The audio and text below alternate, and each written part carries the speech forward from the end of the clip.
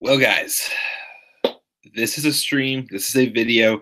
I'm sure most of you, and of course, myself, have been waiting for to do this for quite a while. This is, of course, excuse me, one of the better topics that I'm sure a lot of people are curious as to what I gotta say to. And I feel that time has come that we're doing it now. So, guys, what is going on? This is the Club of the Man 1993, and I'm coming at you for my special live stream of the week. As I said probably last week, that probably for a while now, maybe longer if I get if I take the seasonal tag off of me, of course.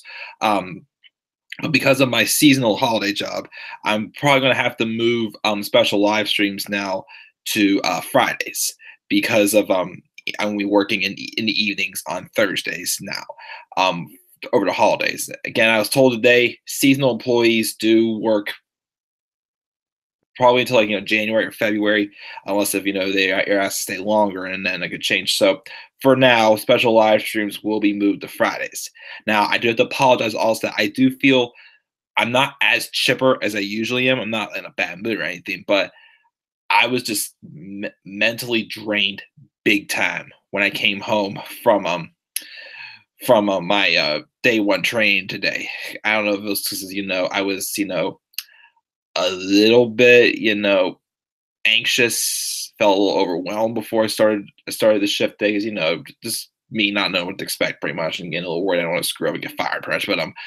But so I did end up taking a nap, which I slept a little bit longer than I wanted to.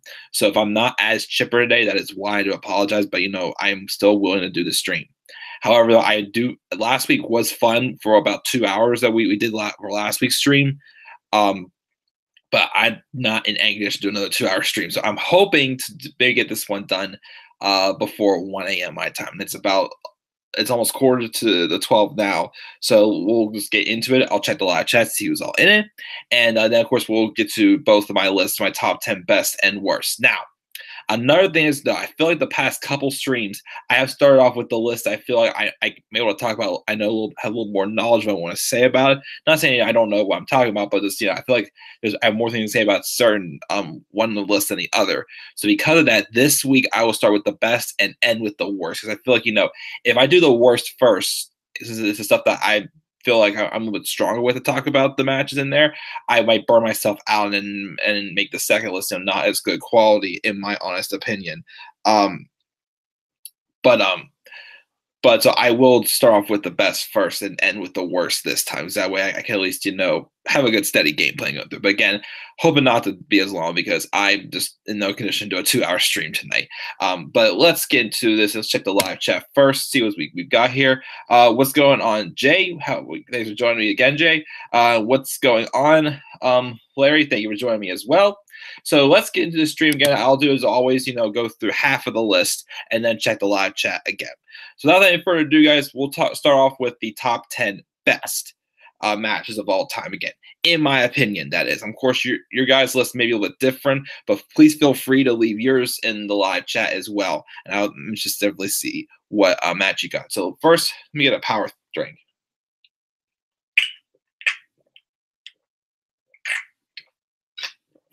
All right, I'm ready to go. And also, before we start, I hope you all had a blessed Thanksgiving as well. Again, this is probably one of my favorite Thanksgivings we had this year. Well, in my life so far, I say. So it was a very good holiday. Hope you guys had a good one as well. Now it's time to start getting ready for Christmas. So, of course, a couple little big events in between for me also that I get ready for also before I get to Christmas. But, of course, busy month coming up for December, both personal and social and whatnot. But once again, we'll still be able to have fun on here as well. So without further ado, let's get into numbers 10 to 6 on my top 10 best matches of all time. Here we go. And of course, mine's not on page 1 to be. Okay, here we go. Number 10, The Miz versus Kevin Owens versus Sami Zayn versus Cesaro in a fatal four-way Intercontinental Championship match at Extreme Rules 2016. In my opinion, one of the best mid-card championship matches I've ever seen of all time. This was on a pretty strong pay-per-view, I felt, for 2016. Definitely a main roster pay-per-view pay-per-view of the year candidate. Excuse me, man. Extreme Rules 2016. Why I like this match so much? Well, it featured, of course, it was mixed in, of course, with the Miz and Cesaro's, little feud going on there, since the Miz had just recently won the Intercontinental Championship. Maurice had made her return as, of course, but now she's more than just the Miz's, valet, even though in real life we know that they're married. But the pairing just rocked like hell. And Cesaro just came back from injury as well, so he's getting the babyface momentum going again. And also mixed in with the feud with Sami Zayn and Kevin Owens, who pretty much are picking up where they left off in NXT when Sami Zayn came to the main roster. So this was kind of a way to blend in also the fact that Sami Zayn and Kevin Owens were going to have 6 pay-per-view singles matches pretty much in their main roster feud. Of course, how many times one-on-one since, but they still have good chemistry together. When put on pay-per-view, they'll definitely knock out of the ballpark. And all this was kind of mixed in just with that. We had the Miz. Again, this is the beginning of some of the best runs of his career. He will look great in this match. Cesaro looked unreal in this match, and of course, he always has had great chemistry with both Sami Zayn and Kevin Owens. I feel, in my opinion, Kevin Owens, the best of him was brought out in this match, and definitely Sami Zayn as well. As he just shows what great of a talent he was as well, being solid, built up baby face as well. All these guys, the near falls in this match was definitely crazy. It was just 4 fresh faces getting put into a bigger match on the show that definitely, in my opinion, was a show stealer. We had, of course, several great matches on this show. We had the Extreme Rules match also with AJ Styles and Roman Reigns, where Seth Rollins made his return. Trying to think, we had, of course, had a great tornado tag match with the Usos and Gallows and Anderson. Even the submission match between Neville and Austin Aries on the show was very good as well. Oh no, wait, that was not on the show. My fault. The Cruiserweight Championship match. Yeah, my fault.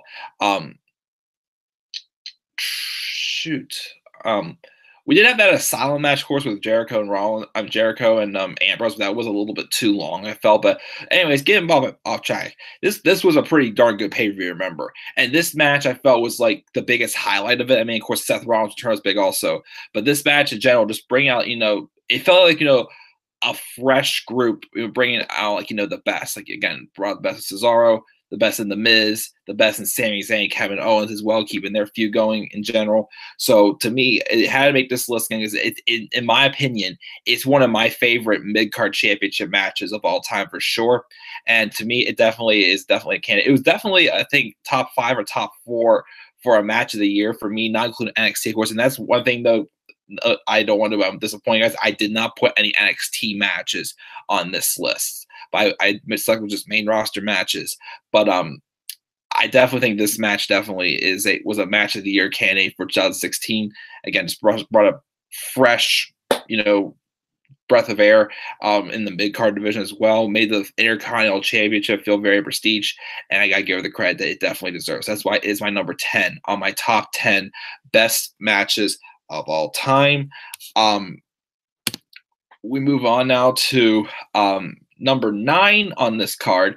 My number 9 is Brett versus Owen in the WWF Championship steel cage match from SummerSlam 1994. Now, an honorable mention is definitely their match opener at WrestleMania 10. I still feel that, or Daniel Bryan and Triple H, is the best opening match to a WrestleMania, of course, of all time. I gave the edge, though, to this match, though, for the Brett and Owen match. Of course, the WrestleMania 10 match was a match to really establish Owen more in the main event scene. Of course, Bret Hart would win the championship later on in the night against Yokozuna, since him and Lex Luger, I believe, were both going to have 2 matches since they were co-winners of the 1994 Royal Rumble. But the reason I chose this match is because I really got behind this match when I first saw it. The storyline, of course, Owen pretty much is trying to, want to be better than his brother, pretty much wins King of the Ring. But it was starting a lot of tension in the Hart family, which is a big deal because the Hart family is big when it comes to to the when it came to the World Wrestling Federation, of course, as we all pretty much figured as well.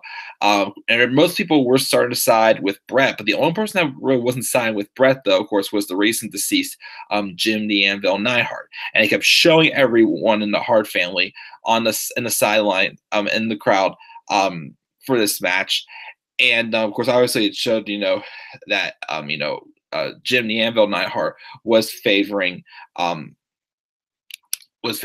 I said before, the match that was one of the best steel cage matches, of course, inside the ring, and of course, the finish came. I'm trying to remember again how the finish came. I remember Brett retained. One second, let me answer this real quick.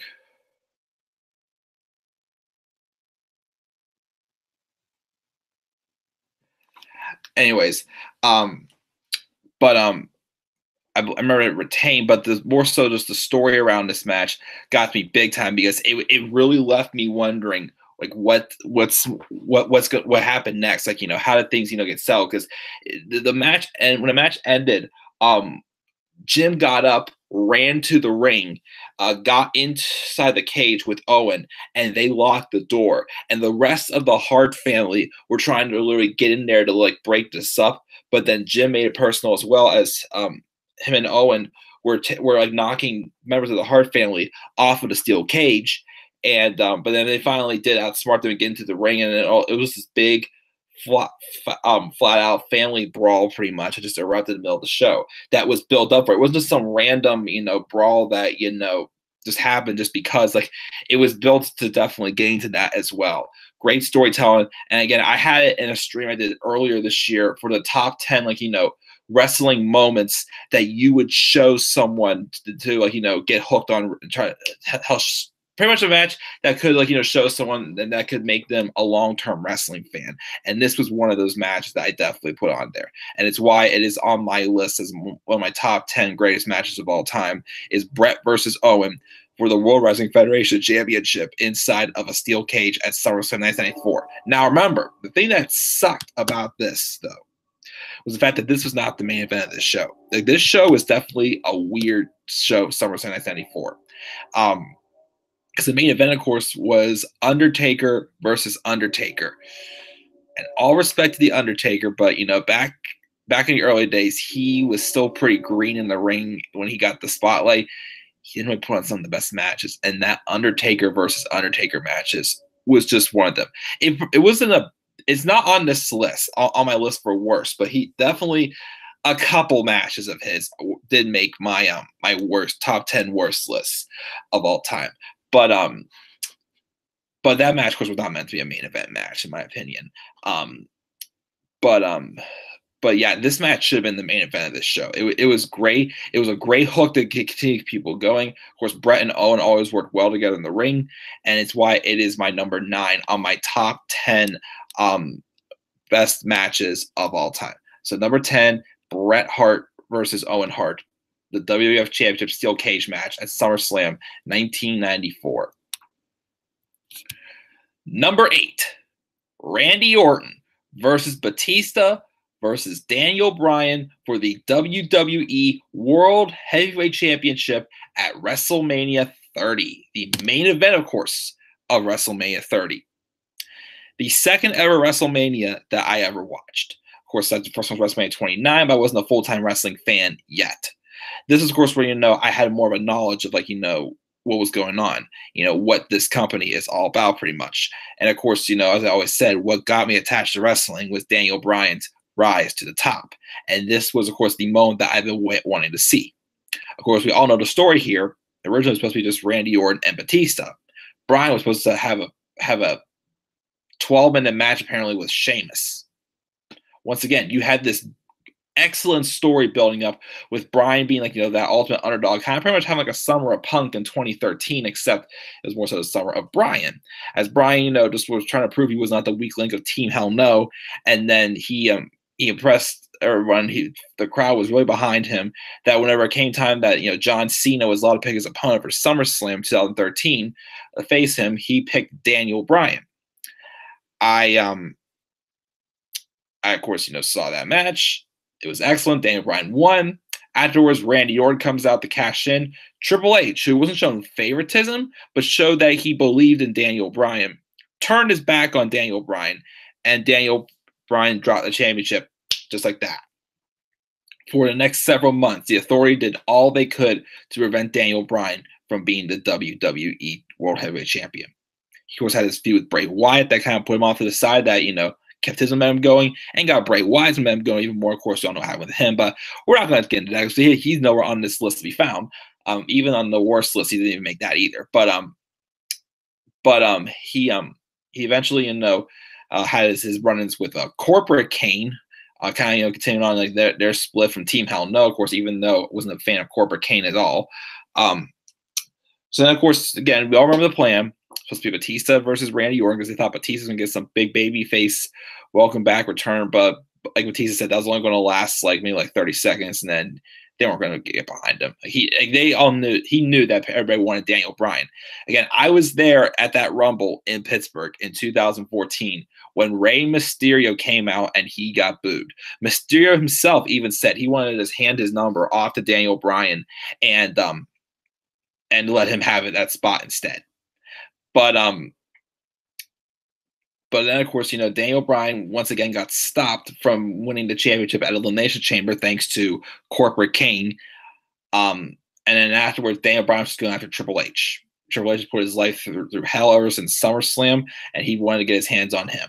Triple H, of course, didn't accept it first, but then Bryan finally pushed him over the edge in the Occupy Raw segment, and he got added to the WWE World Heavyweight Championship match if he would beat Triple H, which of course later it would be for sure a triple threat main event because Triple H was going to insert himself into the match if he won as well, based off of some tension building up between him, Orton, and Batista as well. Of course, it made sense because Orton and Batista were guys that Triple H wanted to see in the main event. Daniel Bryan, of course, was not. So we had the first match, which was awesome. Of course, Daniel Bryan overcame Triple H in an excellent opening match. Afterwards, he tries to injure Bryan again. Triple H and the Authority did everything they could to keep Daniel Bryan down. But Daniel Bryan just would not quit.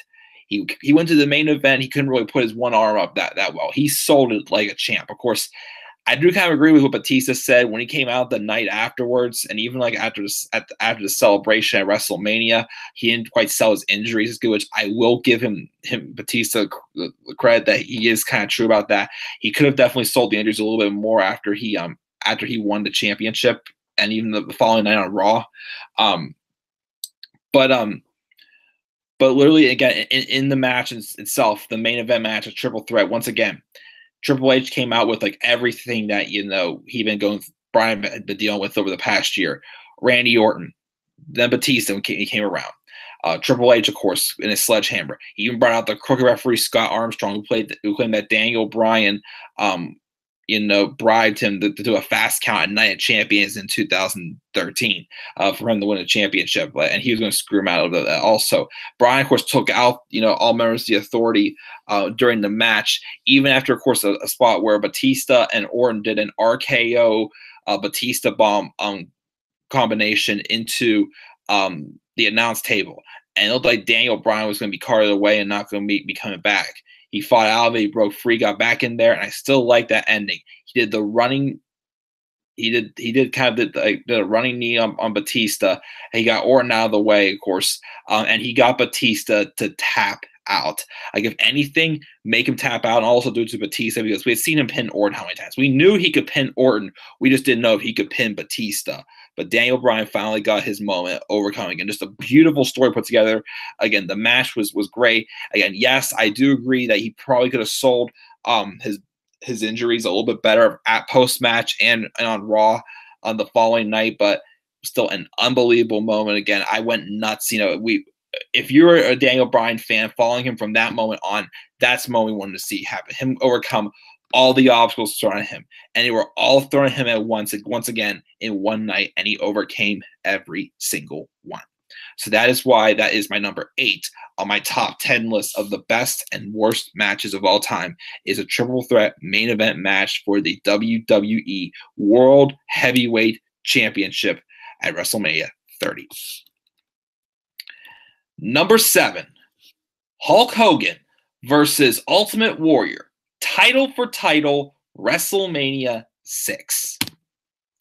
Another one of the best WrestleMania main events and WrestleMania matches probably of all time. Hulk Hogan and the Ultimate Warrior. Now, of course, they did have a tease for this match earlier that year, which was in 1990. I gotta say, wait, WrestleMania. This was WrestleMania 6. So WrestleMania 1 was in 85, 2, 3, 4, 5. Yeah, 1990. They had to tease this, of course, in the Royal Rumble because that time there was nothing on the line in the Royal Rumble match. It was just some tradition that they did pretty much, as the championship was not on the line until 1992, I believe. Well, opportunity, of course, that was on the line until 92. But this match, of course, this was the simple story, pretty much, what was supposed to be, of course, a passing of the torch match. Of course, it wasn't quite that way later on, as Hogan pretty much did so win the championship. And it was around a time where the fans were definitely starting to get a little bit sick of Hulk Hogan. They wanted something fresh. This was a few years, of course, before he left WWE. You have to go to WCW, and he was Hollywood Hulk Hogan there. But this, of course, was just that simple little story of pretty much, the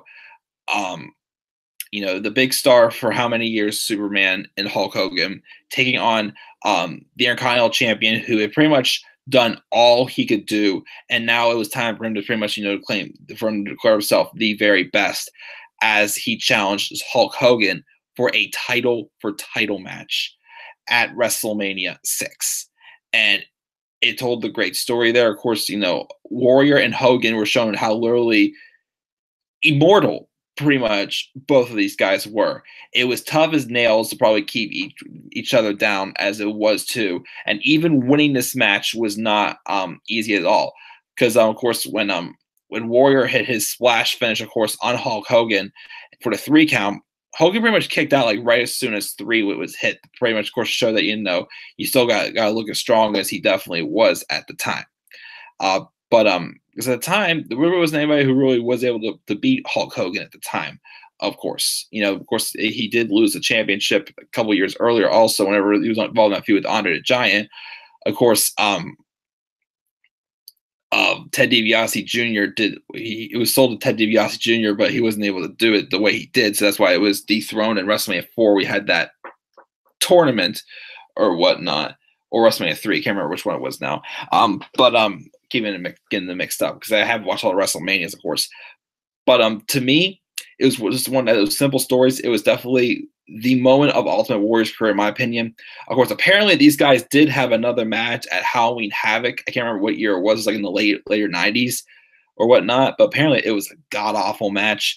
But this definitely was a legendary match, and definitely a moment, the best moment I feel right now for Ultimate Warrior's career. Well, not right now, but forever.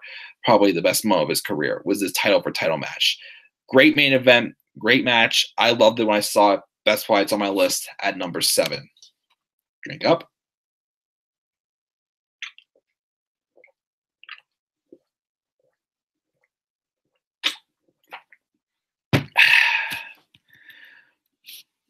So number 6 now. Number 6, the second match ever, WrestleMania match in the legendary feud, Stone Cold Steve Austin versus The Rock, the World Wrestling Federation Championship match, WrestleMania 17, also known as WrestleMania X7, which of course is the best WrestleMania of all time and probably the best main roster pay-per-view of all time. Legendary show.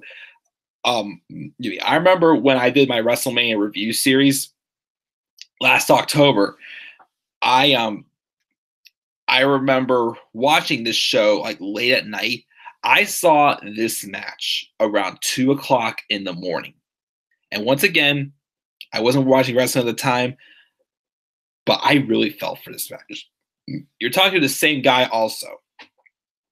The night NXT TakeOver Dallas aired, I was watching in my bedroom, really tired from work, and I had a lot going on with school one at the time, of course, but drained out, just exhausted, and I actually dozed off during the Shinsuke Nakamura Sami Zayn match. But of course, I watched it again when I woke up to get the feel of it for it again. Still also another one of my favorite matches of all time in that match, of course. So I thought at first, this is definitely that great of a show, as I've always been hyped for, and I thought it was still a great show watching it, even if I wasn't too familiar with all the stories in the background.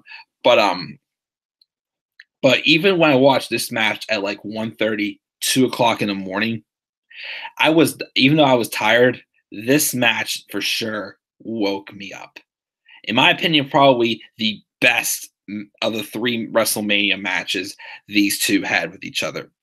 There was a lot of storytelling there. Two of the greatest of all time. Of course, this was around a time where, of course, Stone Cold Steve Austin was still on pretty much, like a limited schedule. The Rock, of course, had a lot of shoes to fill, becoming, the bigger babyface. He was, of course, the heel in their first match at WrestleMania 15, thanks to the Corporation. Well, a year earlier, if you remember, at WrestleMania 2000, WrestleMania 16, the Corporation turned on The Rock, which pretty much shifted Rock into a babyface character and also into his feud with Triple H. And this is pretty much Stone Cold Steve Austin, pretty much, at this point, desperate to get the championship back. And of course, kind of trying to get it past the guy who overshadowed him.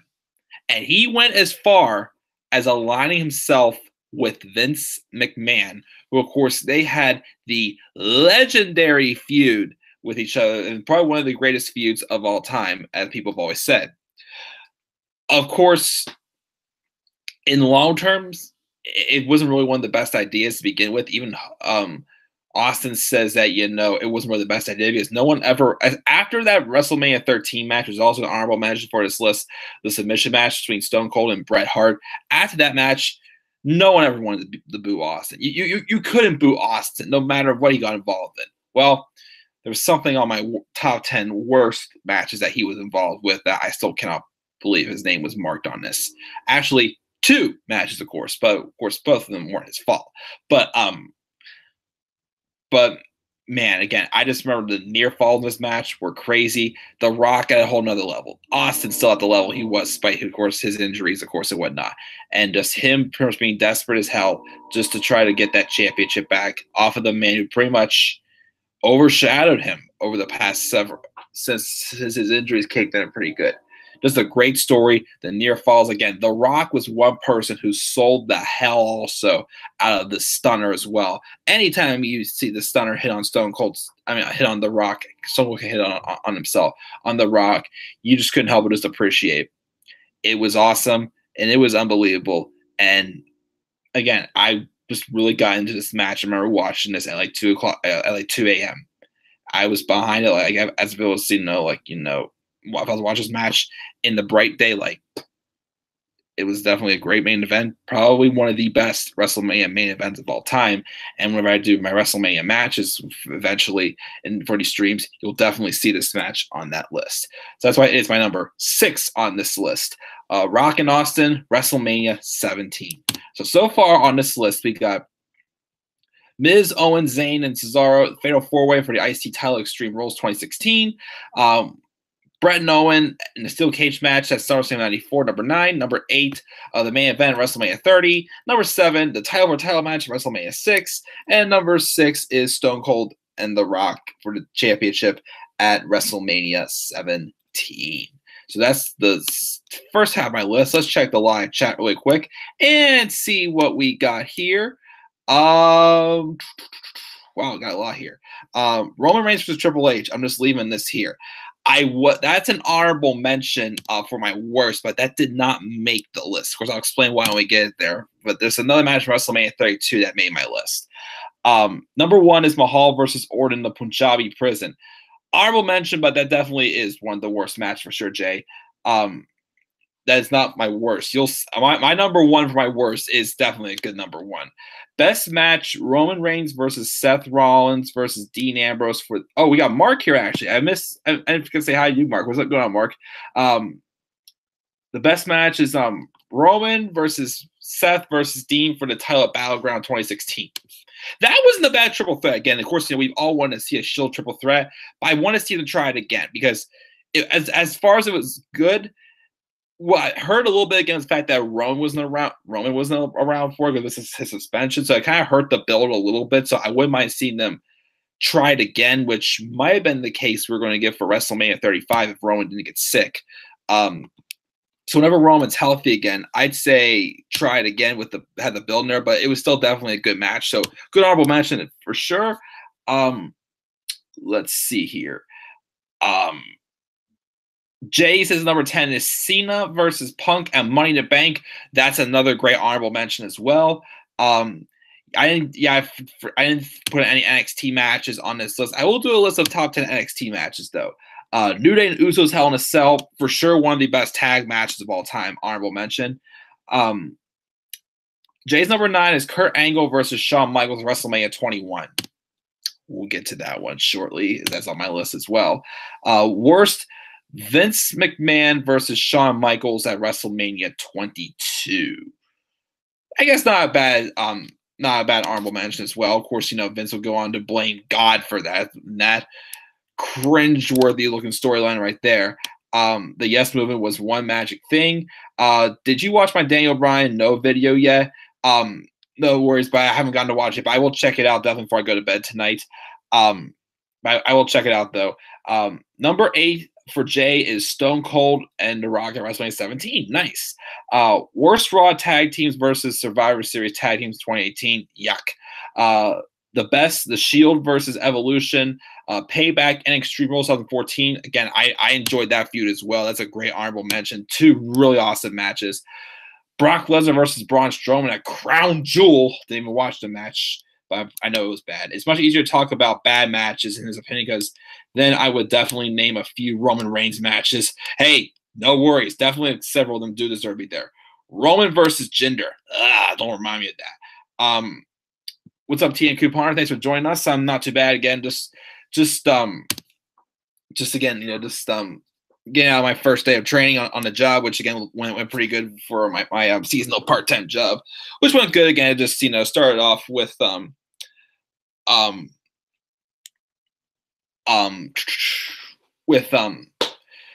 I lost my train of thought. I was training there, but other than that, I'm still pretty good. And I had an excellent holiday, which once again, I hope you guys had an excellent holiday as well. Again, it's still by far one of my favorite Thanksgivings we had this year. Undertaker versus Undertaker was awful for sure. This has to be on the list. Taker versus Taker. Didn't make my worst matches, but that is an honorable mention. But there is a couple Taker matches on the worst list. Jay's number 7. Shawn Michaels versus the Undertaker inside Hell in a Cell at Bad Blood in '97. I have never seen that match, of course, that match, but I do have to see it because a lot of people definitely recommend it. But I'll give that credit as a great honorable mention. Warrior versus Hogan at Halloween Havoc 98 was a bad match because of bad timing and no chemistry. Yeah, I've heard stuff about that match. I've never seen it because I haven't really watched any WCW shows yet. But I have heard that. I believe the Lex Man had that as number 5 in his top 10 worst matches of all time.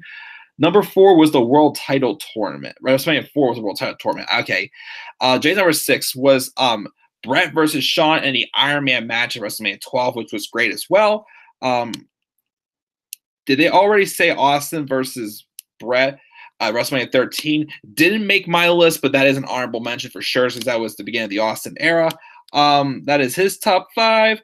I don't think so. Hard for me to understand, Mike, at times, or maybe I'm tired, but I didn't hear anything about that match yet. Nope. Number 5 for him is the ladder match at WrestleMania 10 between HBK and Razor. Of course, both those matches were awesome. One of the best matches was Bret Hart and Mr. Perfect from SummerSlam 1991 for sure. The Finger Poke of Doom, that was in WCW. I think it was in like 98, I think it was. Which, I mean, I have heard about it, but I've never, of course, never really seen it. But I did hear about that. The Finger Poke of Doom, yeah, it was definitely sometime in the late 90s, I gotta say, with Hogan and Nash. Let me just answer this text really quick.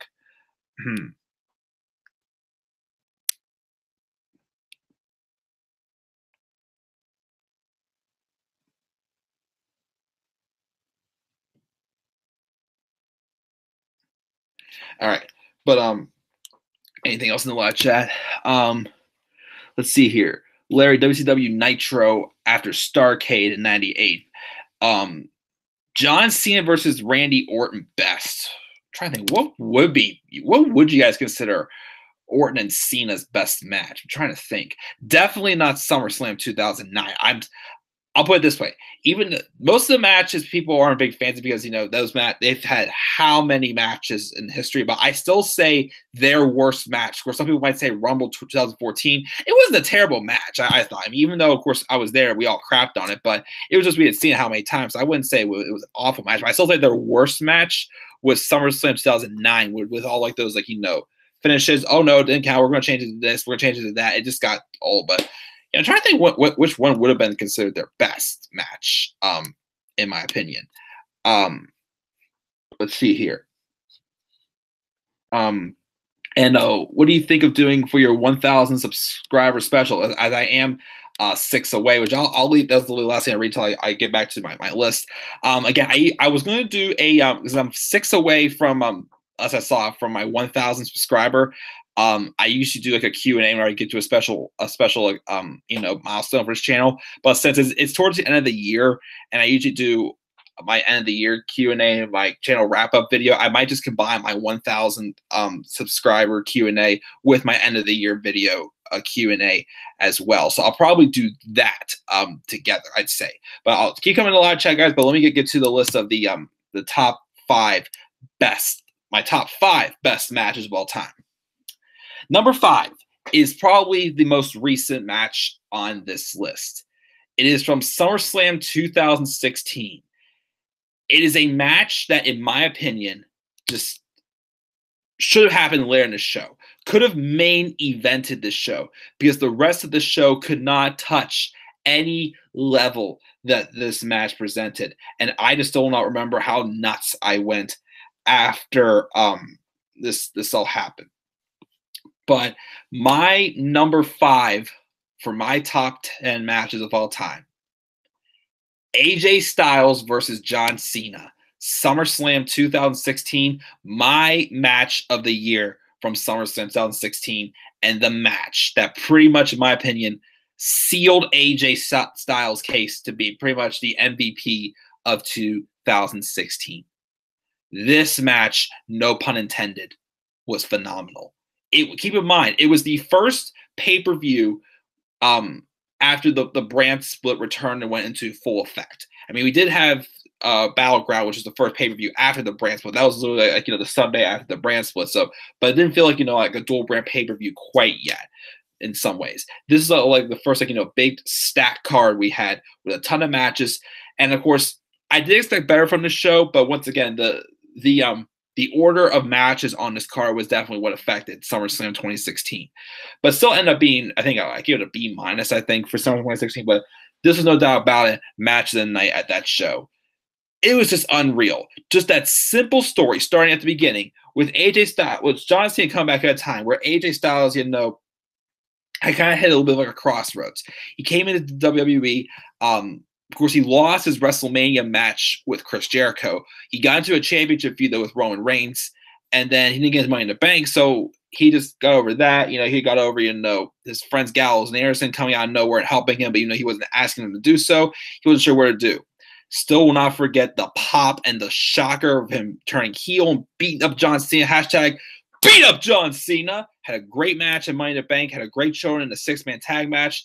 And now it's all about, okay, the club was on a separate show. Let's go at it one-on-one again. The South is a seed just to beat Cena clean once and for all, and just claim where he's supposed to get to be, and that, of course, is be the face of the company, the face that runs the place, the champ that runs the camp. Once he won that title off of Dean Ambrose, of course, a month later or actually 3 weeks later at Backlash, and just started to build SmackDown Live as the house that AJ Styles built. So that's where he was pretty much going on with this. And the match again was just unreal. The near falls were unreal as well. I still will not forget when Cena did that avalanche AA off of the 3rd rope, I believe it was, and Styles kicked out. Keep in mind, that was the same move Cena pinned Styles with at the 6-man tag match at Battleground a month earlier. And the look on Cena's face just told the whole story. He made Styles, of course, Cena did too, of course. Styles made Styles look like $1,000,000 and literally phenomenal in this match. And then, of course, he rips off the armband like you knew that it was Styles' time. He leaps over that rope, hits with a phenomenal forearm. 1, 2, 3. Styles beat John Cena clean. No interference from the club, no low blow, no nothing. He beat John Cena clean. Afterwards, of course, Cena, just would sit up. He left his never give up armband in the ring. Never got an explanation as to why he did that. Of course, I would have liked to have heard that, but still an unreal match. The match of AJ Styles' career by far, for sure, was this match right there.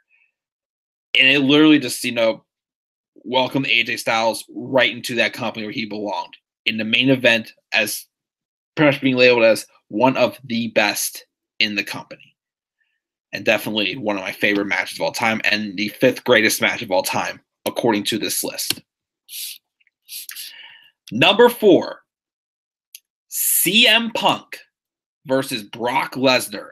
No disqualification, SummerSlam 2013.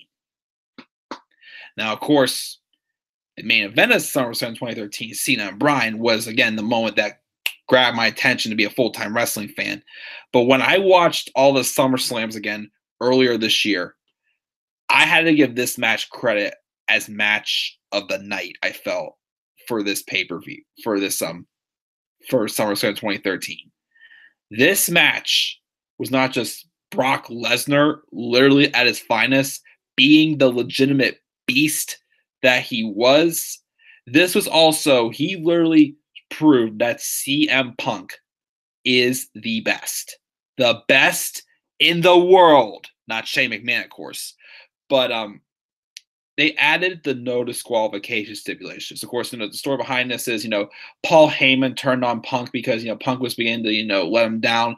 And then Punk wanted to, just work on his own. And then Heyman turned on him and said, without Paul Heyman, you are not the best in the world.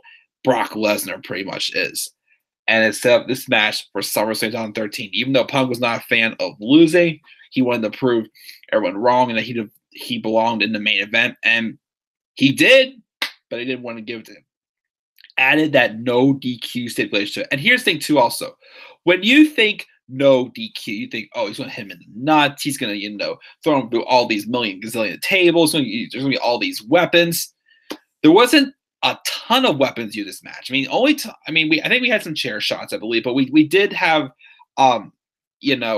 several, people going through the announce tables and whatnot. It was a no disqualification match. Used to but not real many, dirty heel tactics were really used in the match either by Heyman, of course, and Lesnar. Well, I'm sorry, Heyman did try to cause several distractions, but it played into that story that Punk was doing anything he could to get his hands on Paul Heyman. I still think, though, Brock Lesnar literally beat the shit out of Punk in this match. But Punk was able to counter almost anything except, of course, for that last F5 that Brock hit him with. It literally did make us feel that CM Punk could have beaten Brock Lesnar. And the thing was, it did look like he had beaten Brock Lesnar.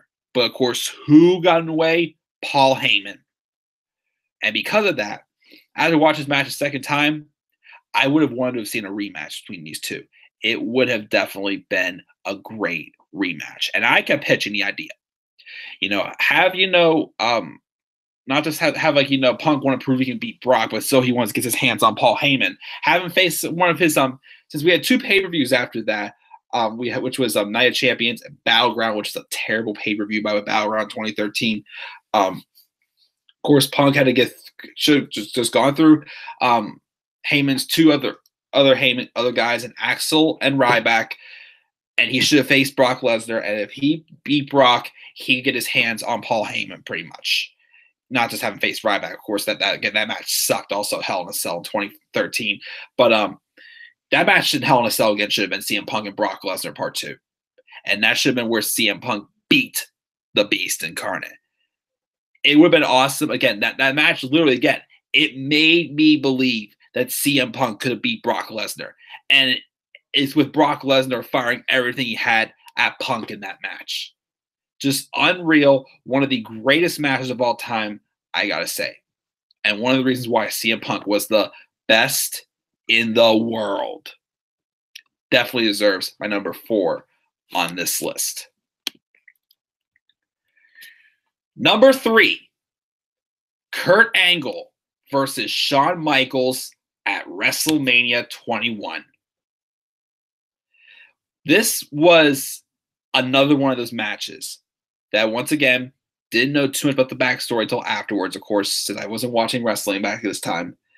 But one of those matches that I didn't have to watch to know like the backstory, what happened with the build to this match, to appreciate how good this match was. This is the time, of course, Shawn Michaels got to a point in his career where he didn't need to win championships to put on classics. And this was one of those matches that pretty much showed that. Of course, Kurt Angle started his feud with Shawn Michaels, I believe costing him at the Royal Rumble that year. And then he pretty much was saying how, when I was winning my Olympic gold medal back in 96 or whatnot, all people wanted to talk about was Shawn Michaels and whatnot. And he'd been waiting for his opportunity to get his hands on Shawn Michaels and prove to him once and for all that he was better than him, pretty much. And it eventually led to this match at WrestleMania 21. And it was one of those matches. It was a first-time match, and it was one of those matches that showed you had to do a lot to beat Shawn Michaels. Like Shawn Michaels, again, as I said, the reason why I compare Mustafa Ali to Shawn Michaels is because, both of them will take the craziest bumps, go through the craziest pain, and it would take a miracle at the point to beat them, pretty much. You had to bring out Mustafa Ali is not a big-time Shawn Michaels, of course. He'll never be on the level of Shawn Michaels. But definitely, the character he has and whatnot, with him being the heart and taking some of these nasty bumps and still fighting through with the best abilities is what reminds me of Shawn Michaels. But this match, just put that to a T when it came to HBK, the showstopper himself. That 7-minute ankle lock attempt on Shawn Michaels. It took him like a good 5 to 7 minutes for Kurt Angle to get Shawn Michaels to tap out. It was literally the two of them bringing out the absolute best each other in just a great physical altercation. Once again, showing that you had to do so much to beat the other, pretty much, making both of them look like mega stars. Again, especially that finish. I'm sitting there watching. I'm just like, there's no way he's going to give him the tap. After a while, you don't think he's going to give him the tap. And then after he does, it's not like, you just put someone who never taps out into an ankle lock and they tap out right away. It's like, really? That's it? But this was one of oh my goodness, is he going to tap or not? Could he? We don't know. And it was just unreal. And of course, what's special about this match is I actually, earlier this year, when I met Kurt Angle at the World of Wheels convention in Pittsburgh, I literally told him, of all your matches, that's probably my favorite match of yours. I literally told him that. Your WrestleMania 20 match with HBK. And he really, said he really, again, agreed that was one of his best matches. He says, I really gave it to Shawn there. I'm like, especially that finish was just an unreal moment to watch. And he was very appreciative of that, of course. But that is my number 3 on this list. And again, this match had no stipulation to it. And of course, another match later on this list didn't have a stipulation at all, and it did not need that. Just simple one-on-one action, someone trying to outdo the other one, just to prove who is the better man, pretty much. And that's what we got in this match. Kurt Angle and Shawn Michaels, WrestleMania 21. Number 2, The Undertaker versus Triple H. End of an era. WrestleMania 28. Like I said before about HBK and Kurt Angle, this is another match that I did not see when it first happened. I saw it not too long after I started wrestling, as my friend gave me some old DVDs, and I watched WrestleMania 28, one of the first older WrestleManias I ever watched. And this match stood out to me. The big time. If you would give it a list again of what my favorite matches, I wouldn't say best matches, but favorite matches, this could be my number one or my number two if you want to give it to the triple threat match at WrestleMania 30. But this, even is on number two in this list, but this is also for sure one of my favorite matches of all time. End of an era. Of course, this wasn't the last match they had. Yeah, it just had another one this year. Remember at Super Showdown? I'm not going to talk about that match though. Not even for the worst match. It wasn't god awful, but it just showed that end of an era should have been it. But man, this match, including the two people in this match that came the closest to ending the streak. Shawn Michaels being special guest referee and Triple H. Triple H wanted to do what Shawn Michaels couldn't do. Of course, he said, when they had their match year before in the No Holds Barred match, that he has done everything there is to do in the WWE except for one thing: end the streak. And that's what he wanted to do. He wanted the rematch. Taker wanted the rematch to prove that, even though he beat Triple H pretty much, physically did somewhat beat him in the match because Undertaker couldn't leave the match on his own 2 feet. He wanted to prove something. And these two went to hell. Inside hell in a cell. And Shawn Michaels was a special guest referee. Now, of course, Triple H and Shawn Michaels are best friends in real life. So anytime I need to go grab a quick tissue real quick, blow my nose. I'll be just a second.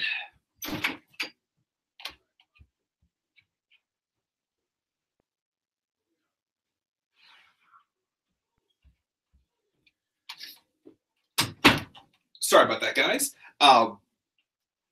It's only 12:30. I could probably still go on. I'm feeling pretty good. Just need to blow my nose real quick. I'm not sick or anything. But yeah, so and literally these two took it up another notch from last year. The near falls, the drama, the brutality in the match. I mean, even though Triple H was a babyface, he was the heel for sure in this match. Triple H once again was like showing he wanted to do anything he could to beat the streak. He wanted to beat the dead man. He wanted to be the one. And at the time would have been 19-1. This is when the streak reached, of course, 20-0.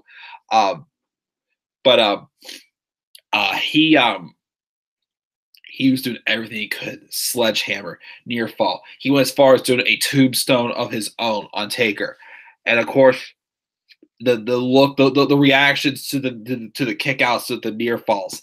And my favorite near fall of all time, still for sure, has got to be when Shawn Michaels, of course, the emotion got to him. He did the super kick to Undertaker. And then Triple H caught him after he got super kicked and hit the pedigree. And Taker still kicked out. And I was like, are you kidding me?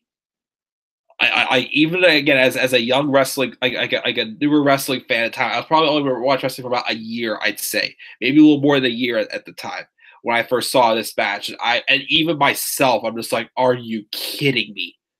I was so shocked. I'm like, how in the hell did Taker kick out of that? It was just all this back and forth action, of course, with Shawn Michaels getting involved, and that got chaotic as well. Then, of course, after the match, the sign of respect, these three showed each other as, again, should have been the end, but it was not the end, as it was brought back for some random reason just to grab money in Australia. In a match, again, that just, again, wasn't atrocious this year, but it just once again showed that Taker was not capable of putting on a 25-minute match again. That was what it showed. But still one of my favorite matches of all time. My second best match of all time on this list, of course, again, big time because of that near fall. That near fall, again, was what sold me on this match, but I can watch this match how many times, and I never get sick of it. Number 2 on my list was Undertaker and Triple H at WrestleMania 28. Hell in a Cell, end of an era. Unreal match. It was awesome. It's time for number 1 for my best matches of all time. And like I said about Kurt Angle and HBK, had no stipulation on it, and it did not need it. And of course, I am talking about The Undertaker versus Shawn Michaels, WrestleMania 25. I know some people, of course, prefer WrestleMania 26 because of it being career versus streak in the ending. But I still got to give it credit. This match was definitely a little bit better. Oh my goodness. This should have main evented WrestleMania 25 for sure. WrestleMania 25 was a decent show. It could have been better. We had, of course, this, and right after that, we had the main event of Orton and Triple H, which should have tore the house down. Kind of disappointed us. Um, but man, again, what can I say? Just simple one-on-one action between two guys that had the chemistry from the start. Mr. WrestleMania versus the guy with the streak and Shawn Michaels, the near falls, the crazy bumps and whatnot that was taken. It was pretty much, as Shawn Michaels, a near perfect match, except one mistake towards the end. We went for that moonsault. Taker caught him for the tombstone to win it. I don't remember how many tombstones Shawn Michaels kicked out of. Of course, they went to different lengths, of course, to beat each other. That suicide dive by Taker when he took out the cameraman as well. Of course, I think Shawn Michaels threw the cameraman in front of him. The action, of course, again, was just unbelievable. Definitely the two best in the ring, putting on just a classic with no stipulation. Just one-on-one. Michaels was just trying to get into the head of Taker in this whole build in general. It was legendary. It was a classic. Near perfect. How many times these guys kicked out of their finishers? And here's the thing. There's a difference between kicking out of a finisher like every single time and it being watered down. Like this, of course, was them looking at their best, not overdone finishers and whatnot. And people were kicking, and they were kicking out of them. Again, these two were just literally going to lengths. Like, of course, Triple H and Shawn Michaels. Triple H and Undertaker inside Hell in a Cell, end of an era. They're the same thing there. But of course, this was just simple one-on-one action, no stipulation, to the best going at it in the ring, and just putting on a near perfect match, as Shawn Michaels would say. Unbelievable match, great chemistry and everything. Just again, you wouldn't know who was going to win this. You could have thought that Shawn Michaels was going to win this match for sure. There was not quite as dramatic, of course, as that. I mean, somewhat, but it's not. I'd say maybe not as predictable as the WrestleMania 26 match probably could have been, pretty much. Yeah, again, definitely the best match of all time, and that is why it is my number one on my best matches of all time. So let's go over this list. I'll check the live chat, and then we'll get to the worst. I'm probably going to go over 1 o'clock. That I said what was hoping to be done by, but I'm feeling pretty good, so I feel like I can go on longer. If it's a 2-hour stream, it won't kill me, but I'm feeling pretty good. This energy's up. You guys being awesome in the live chat, so let's keep going, I shall say. So my top 10 best matches of all time. Number 10 is The Miz versus Kevin Owens versus Sami Zayn versus Cesaro in the IC title Fatal 4-Way at Extreme Rules 2016. Number 9 is Brett versus Owen in the championship match Steel Cage at SummerSlam 94. Number 8 is Orton, Batista, and Bryan at WrestleMania 30 in the main event. Hogan and Warrior at WrestleMania 6 is number 7. Austin and Rock at WrestleMania 17 is number 6. Number 5 is Styles and Cena at SummerSlam 2016. Number 4 is Punk and Lesnar at SummerSlam 2013. Number 3 is Angle and HBK WrestleMania 21. Number 2, End of an Era. And number 1, Taker and HBK at WrestleMania 25. Check the live chat and see who it is. What we got here. I believe we were right here. Let's see, where were we? I think we were right here. January 499.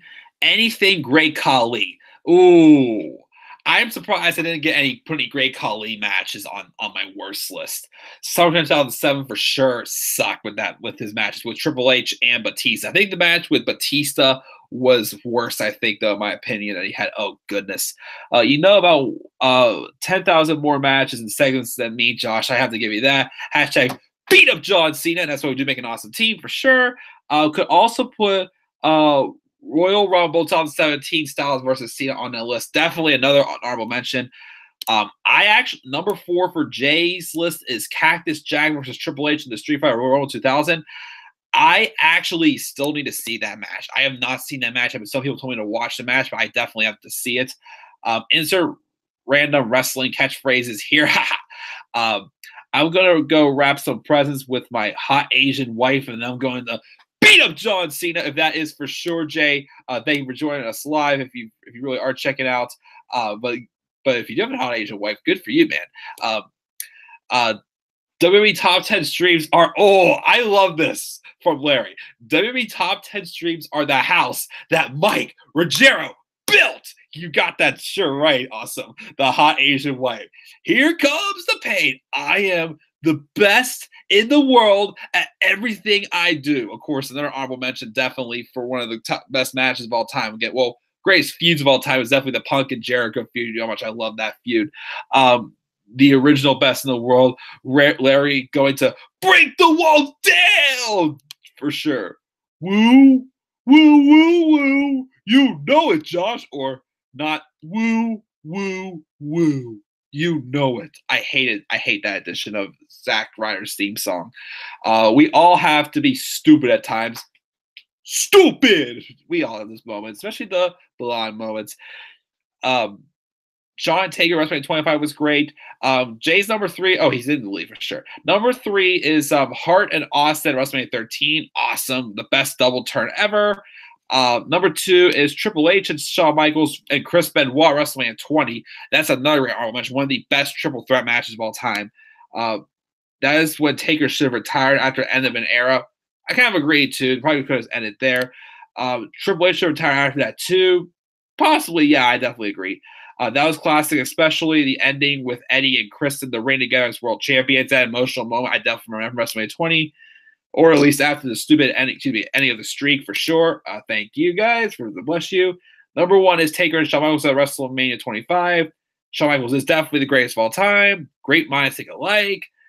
Steamboat Savage was also definitely an honorable mention. Don't forget to drop an elbow in that like button. Definitely. Catchphrases can be fun for sure. Did you hear we might see Seth and Brock at WrestleMania next year? And Seth better beat Brock if that is the case. Do you think it will be title for title? I feel if it was title for title, Brock and Seth, it would be. I mean, if we do a title for title match at WrestleMania 35, I'd rather have it be Seth and Dean, because I feel if it's going to be Seth and Brock, it might be a little too obvious, I feel. So maybe not title for title, have Rollins drop the IC title by then and have him beat Brock for the championship then. So that's what I'd say, go with it. That's what Mark said also. If you haven't done it already, you need a top 10 best and worst catchphrases stream. Haven't done that yet, but I think that is a great idea, Larry. I think I have that dude written down. But to tell you the truth, Tien, I would love to see Rollins as the double champion again, which for the 3rd time would be awesome. And that would be awesome, as Larry said in the live chat. Good stuff, guys. But of course, as I said, I wanted to leave the worst matches for last, because I felt like I had a lot. I have a lot more. I feel like I could say it again. I didn't want to feel like I'm just rushing through the stream. So even though we're probably going to go nearly 2 hours again, I don't mind now. First an hour ago, I'm like, let's try to get this done with, because I was just exhausted and whatnot. But I actually feel pretty good right now. Again, you guys liven me up. So again, guys, you guys are awesome for doing so. Again, not a bad mood. Again, just a little bit. I have a lot going on, but I feel lively, and I'll work till 12:30 tomorrow. So let's do this. Let's go for the top 10 worst. Let's rant and let's have a blast. Because, oh boy, do we have a lot of stinkers to talk about in this list. This is very well thought out. I like it. Again, this is one of these lists I've been waiting to do for a long time, and I'm finally going to do it. So you ready, guys? Let's roll with my top 10 worst matches of all time. Let's do this. Number 10, any matches that had anything on a pole, including especially, number 1, Bayley and Alexa Bliss kendo stick on a pole, Extreme Rules 2017. And also from Raw late in 2017, Elias and Jason Jordan guitar on a pole. Now, again, usually I do not combine, matches into one list, but even this and Punjabi prison matches. Of course, Punjabi prison matches are two of my least favorite gimmick matches. Surprisingly, I did not end up putting the three Punjabi prison matches on this list. Excuse me, but a match with anything on a pole, most of the matches I've seen between them have been for most of the part jobbers, pretty much, or more mid card guys. I just remember having like a contract on a pole match for like an opportunity for the IC title. I remember I think Fandango won one to face Big E for the IC title. A couple others as well. There was John Cena, Dean Ambrose, a contract on the pole for who to face Seth Rollins at Hell in a Cell. Ambrose won that. And I'm not a fan of these matches on the pole because to me it looks like a ladder match, toned down, no weapons, and you just have to pull something off of like a pole that's not that high up. It looks like literally just one of those matches where you're just running to get something, you're trying to push the other one down to get it. At least in like a ladder match, you have the ladders as weapons that you use to try to knock people around and take those nasty bumps on. With this, they just always look sloppy. And those two matches especially, kendo stick on a pole and guitar on a pole. Kendo stick on a pole because that match in general just flat out hurt Bayley. Bayley's ready to get extreme all of a sudden. And literally, I will not forget, it was like, Kurt, I'm ready to get extreme. Like, oh, what's this going to be? Is it going to be an Extreme Rules match? It's going to be a ladder match. It's going to be, a chairs match. Like, what's it going to be? It's going to be kendo stick on a pole. And I'm like, what? And then the build the rest of the way, capitalizing on this match, just made Bayley look ridiculous. Just ridiculous. And looking like she was just a child. Again, Bayley in NXT, yes, had that fangirl gimmick to her, but she knew when to get serious. On the main roster, especially with that Raw Women's title run, she looked like just a delusional idiot who couldn't stand up for herself and just got the crap beat out of her every time Alexa Bliss got that kendo stick. And once again, the kendo stick was legal, but it's not like the first person who grabs it gets to use it pretty much. Well, pretty much the case, but I think the stick even fell off of the string it was attached to or whatnot. And Bayley just pretty much choked when she was attempting to use it, and then Alexa Bliss beat the crap out of her. Which that buried Bayley, of course. That was the burial of Bayley right there. I mean, Alexa Bliss at least was fine after that, but again, Bayley just went downhill because what it's supposed to pretty much be, a win pretty much. And of course, the guitar on a pole match as well. Here's my problem with this: it's a guitar. You won the match by hitting your opponent with a guitar. What's the difference between hitting your opponent with a guitar than a kendo stick, or the fact that the guitar is not usable anymore? And once again, as I kept saying, what I don't like is the fact that, on the main roster, they've had Elias use the guitar as a weapon, and he's fine with it. When in NXT, when Cassius Ohno destroyed it, he had a big-ass meltdown. It's just a dumb stipulation. It's probably my least favorite stipulation, and usually most of the matches we've had aren't really that good. It's literally just just trying to outsmart the other one to get the contract. It's just not a wrestling match. Not a fan of them, and that's why, of course, it is my number 10 on this list. Anything on a pole, but that's my number 10 on this worst match list. Number 9, The Big Show versus Cody Rhodes for the Intercontinental Championship tables match at Extreme Rules 2010. This, in my opinion, is one of the several reasons why at times I can't take the Big Show's booking seriously. From this, the 2015 heel run he had when he's pretty much, here's the thing, if Big Show wants to be a unstoppable monster giant heel, pretty much, if you know what I mean, book him like one. Don't be, even as a babyface, don't be booking like this giant who does this stupid crap, crying like a baby, or I calling everybody to it's like cutting promos as a heel in 2015, make him sound like a 5-year-old. Which, as we talk about that, of course, in the worst segments of the year last week when we talked about Jack and the Beanstalk segment, but we're not going to go back there for sure. 2012, Cody Rhodes was just involved in, of course, one of the longest IC title runs, for sure. And, of course, one of the best championship runs of his career when he was the Intercontinental Champion. He had some feud with the Big Show where apparently Big Show never really had a big WrestleMania moment. Well, Cody Rhodes, besides being in the match with Legacy, the triple threat at WrestleMania 26 and lost, what's he really had either, though, Big Show obviously had more success like earlier in the days than Cody Rhodes had in his career at the time. So Big Show beats Cody Rhodes at WrestleMania 28, and then they have the rematch at Extreme Rules. And I guess the stipulation was voted on, and it was picked to be a tables match. A match, obviously, that Big Show had the advantage, because how on earth was Cody Rhodes going to set Big Show through a table unless he kicked him down, kicked him off of the apron and he fell into the table or whatnot. Well, as I said before, they booked the Giant in very stupid, embarrassing ways, and what he was coming up with, of course, when he did turn heel later on in a match we will talk about, of course, on this list, claiming that, he was tired of doing all the stuff that Vince McMahon wanted to do. Well, behind the scenes, he wanted him pretty much to end this match on a stupid note.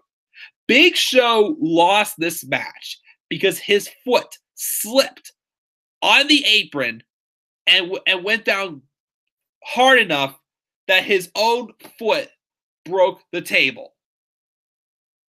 And that's how he lost the match.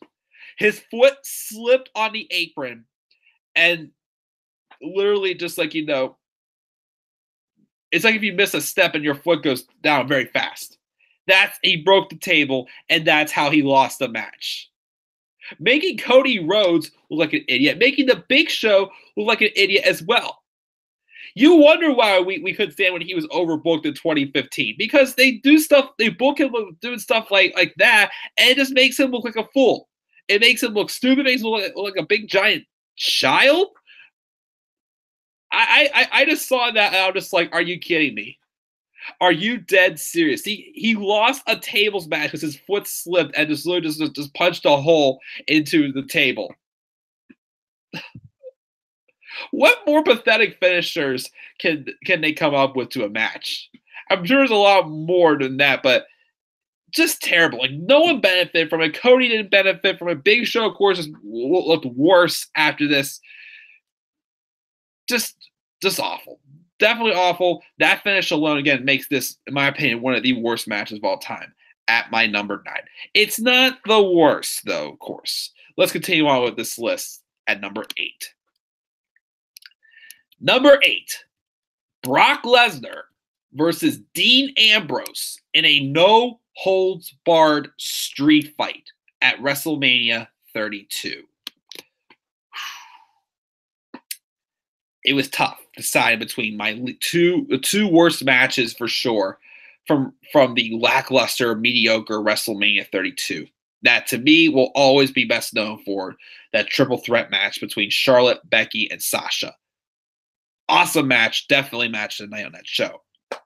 I definitely strongly consider putting Roman Reigns versus Triple H on this list because, as I've probably mentioned how many times, that was actually a dream match of mine since the Shield and Evolution feud in 2014. I since then been wanting to see Roman Reigns versus Triple H, and that match should have been literally an all-out, brutal physical war. But of course, that match felt very similar to the Randy Orton and Triple H match at WrestleMania 25. It was just the crowd was burned out. It was a long show, and they pretty much went through the motions with that match. Like, definitely a strong contender, definitely worse than Orton and Triple H at WrestleMania 25. But I had to go with the other one because that match was a letdown. Brock Lesnar and Dean Ambrose had excellent build to it. It was just excellent.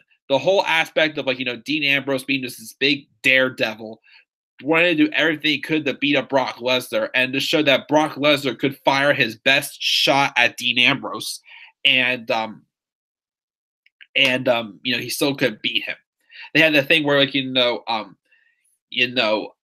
he got like the chainsaw and the barbed wire bat from Mick Foley and Terry Funk. Like he was getting all these weapons to pretty much prepare for this match big time. And Dean Ambrose was showing no fear. He'll literally go out there. Brock Lesnar will beat the shit out of him. He was sitting in the ring. He's like, yeah, come on. I got so much more in me. Come on. That was nothing. And it pretty much looked like, as some people said, we were probably going to be getting I remember in 2016 doing my year in review awards video with several of my friends here on YouTube and a couple other people I wasn't really familiar yet. And I can't remember who it was, but one of them picked this match as their worst match of the year.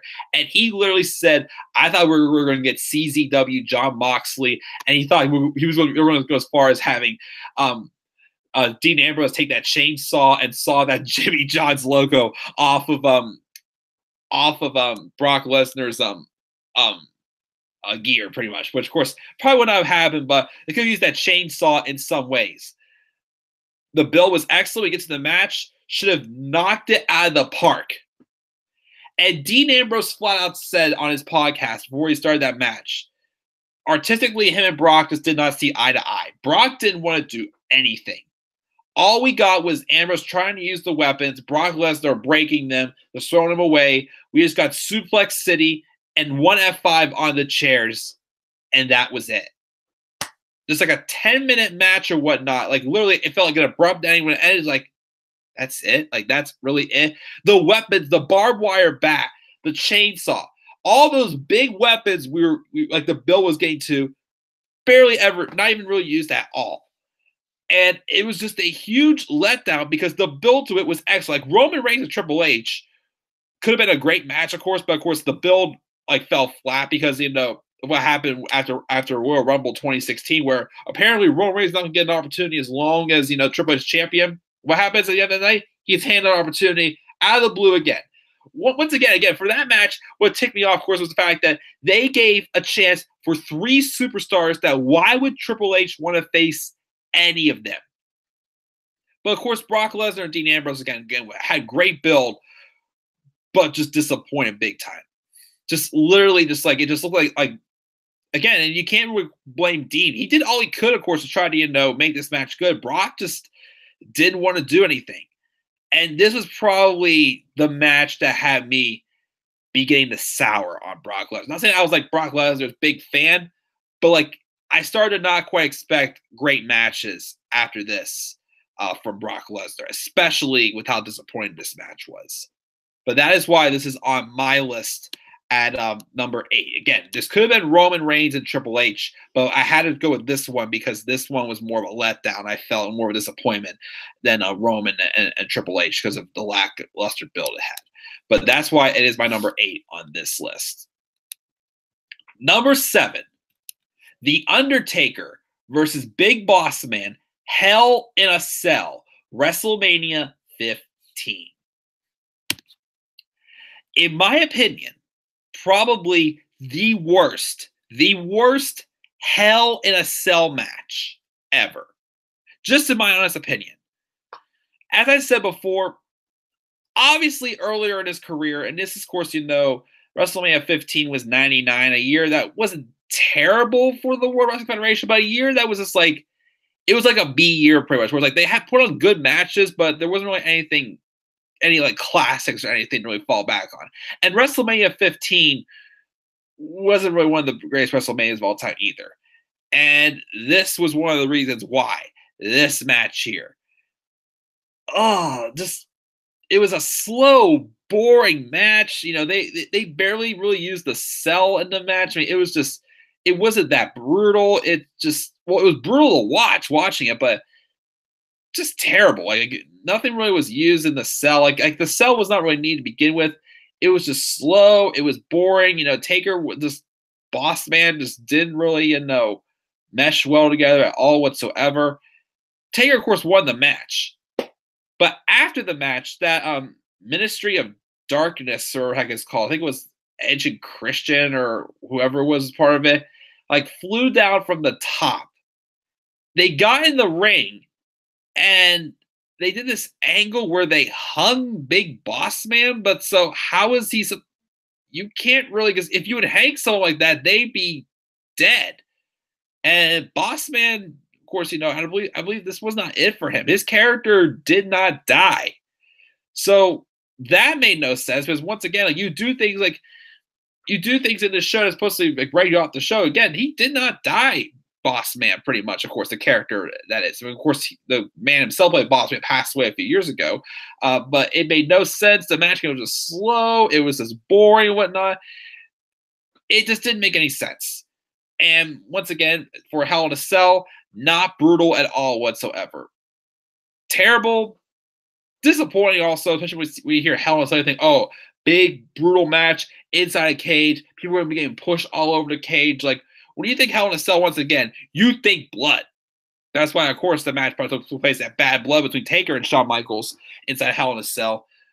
But just disappointing. And just the angle, again, just like, you can't do that if the guy is still going to live afterwards, pretty much, Kayfabe-wise, of course.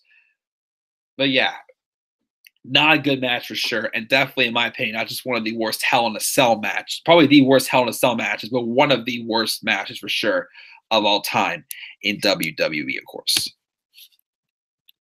Number 6, Undertaker versus Giant Gonzalez. WrestleMania 9. Oh, I can't watch this match. Heck, I can't even watch their SummerSlam match either. That one was just as bad, of course, as this. But this one I chose the WrestleMania 9 match, of course, because it had that DQ finish. I haven't watched the match in a long time, but I just remember how awful it was. Once again, it was just another example of Taker very, very early in his career, still being kind of green and not being, not really finding his niche quite yet, if you know what I mean. But they had this feud start off, I guess, early that year in the 93 Rumble. They had Giant Gonzalez come out of the crowd and start brawling with Taker, and that's pretty much what sets up this feud. Like, oh, he's a big man, but, we have an even bigger guy out here to try to, shrink Undertaker down to, like, the David in a David versus Goliath match, pretty much. And it just did not work. Giant Gonzalez could not. I don't know who I would rather see, Giant Gonzalez or Great Khali. I don't know which one would be worse.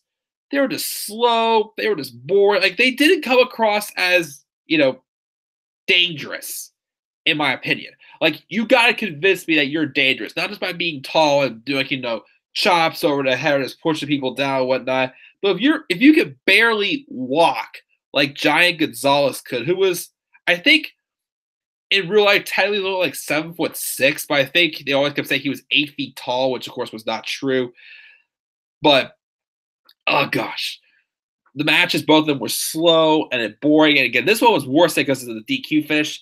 And of course, my goodness, the biggest thing I could not say about Giant Gonzalez is that ugly bodysuit on him. My goodness, like, who the hell even thought that's a good idea to be put on a show? There's between, good sex appeal and whatnot by the women, and then there's, just like stuff that's just too much to look at. And that bodysuit by Giant Gonzalez for sure was just disgusting to look at. Like, as soon as I see that, I'm like, get that off my TV. Like, it's just atrocious. It gives someone nightmares. Like, it'll make someone puke or whatnot from that. Ugh. But nobody benefited, of course, of either match. Of course, again, Taker still looked green as hell in the ring. Giant Gonzalez went nowhere afterwards. I think he went back to Argentina or wherever he was from afterwards. Their feud ended after SummerSlam, but just a bad match. Both of the matches. Again, this one more so because there was a DQ finish, which, again, I'm not a fan of DQ finishes at WrestleMania, which, we'll for sure talk about that later on, of course, in this list. But definitely a terrible match. One of the worst matches of all time. So we're halfway through this list. Let's see what we got here. Number 10 was any of the matches with anything on a pole. Number 9 was Big Show and Cody Rhodes, the tables match, Extreme Rules 2012. Number 8 is Lesnar and Ambrose at Mania 32. Number 7 was Taker and Big Boss Man, Hell in a Cell, WrestleMania 15. Number 6 was Undertaker and Giant Gonzalez at WrestleMania 9. So let's check the live chat and see what we got here. Let's see here. Let's see what we got here. Where were we at? Let's see here. Let me see here. I think we were here. Core catchphrases. Awesome. Yeah. Yes, I am one busy bee right now for sure with the holidays and whatnot. Let's do this. Mark was checking out apparently. That sucks. I can't see his messages apparently for some reason, but they say stay safe. Hopefully he is safe, whatever's going on here, match with Mark. Oh, Mark stayed, never mind. WCW Judy Bagwell on a pole. What the hell? I don't even want to know. Any match with on a pole and it is terrible for sure. Mark's back. Now the interesting part begins. Number 10, Goldberg and Brock Lesnar WrestleMania 20. That's a good one. Maybe we'll be seeing this one soon. AJ Styles versus Samoa Joe. Wendy on a pole match would have been funny. Maybe in the ads or the TV 14 era, maybe. I would be upset to see what goes there. Team course is WCW Nitro 2000 had Viagra on a pole. Shane Douglas versus Billy Kidman. Oh, geez. Stupid funny, he says. Larry can imagine Samoa Joe saying, Wendy, oh, Wendy. The This Is My Life segment was the worst segment in the past 5 years with Sasha, with Bailey and Alexa Bliss. Once again, I still have not seen that segment. Again, I was on a date that night with my old girlfriend, and when I came home and watched the highlights on YouTube, that of course was cut out of the YouTube clip. And when I saw that and heard about how bad that was, I'm like, I'm not even gonna bother. So I never looked up. I never saw the segment. I never have. Oh yeah. Oh Wendy. Oh man, that still made me cracks up. I wonder what happened to Bailey going extreme, which once again, she kind of did when she beat up Sasha Banks earlier this year. But once again, that flew absolutely nowhere, and because her and Sasha could do nothing but put over the Riot Squad and other random women. You're talking about Bailey, this is your life. I agree. It never happened. I thought Bailey would go crazy, which would be awesome. We got Dakota in the live chat. How do you like Lesnar and Rollins for your championship and Miz versus Bryan for the championship as your 2 headline matches for WrestleMania 35? Again, Rollins and Lesnar, cool. But once again, I'm not a big thing. I mean, I wouldn't mind Miz and Bryan, but I'm just not a fan of still face Miz versus heel Bryan. I just don't think it'll work. Larry thinks Bailey's already destroyed. I don't believe they will ever give us anything interesting with Bailey on the main roster. At this point, I agree. And at this point also, I would be happy actually if Sasha and Bailey would leave, because this booking they've gotten all year is just too painful to watch. For sure. Good choice with that tables match, definitely.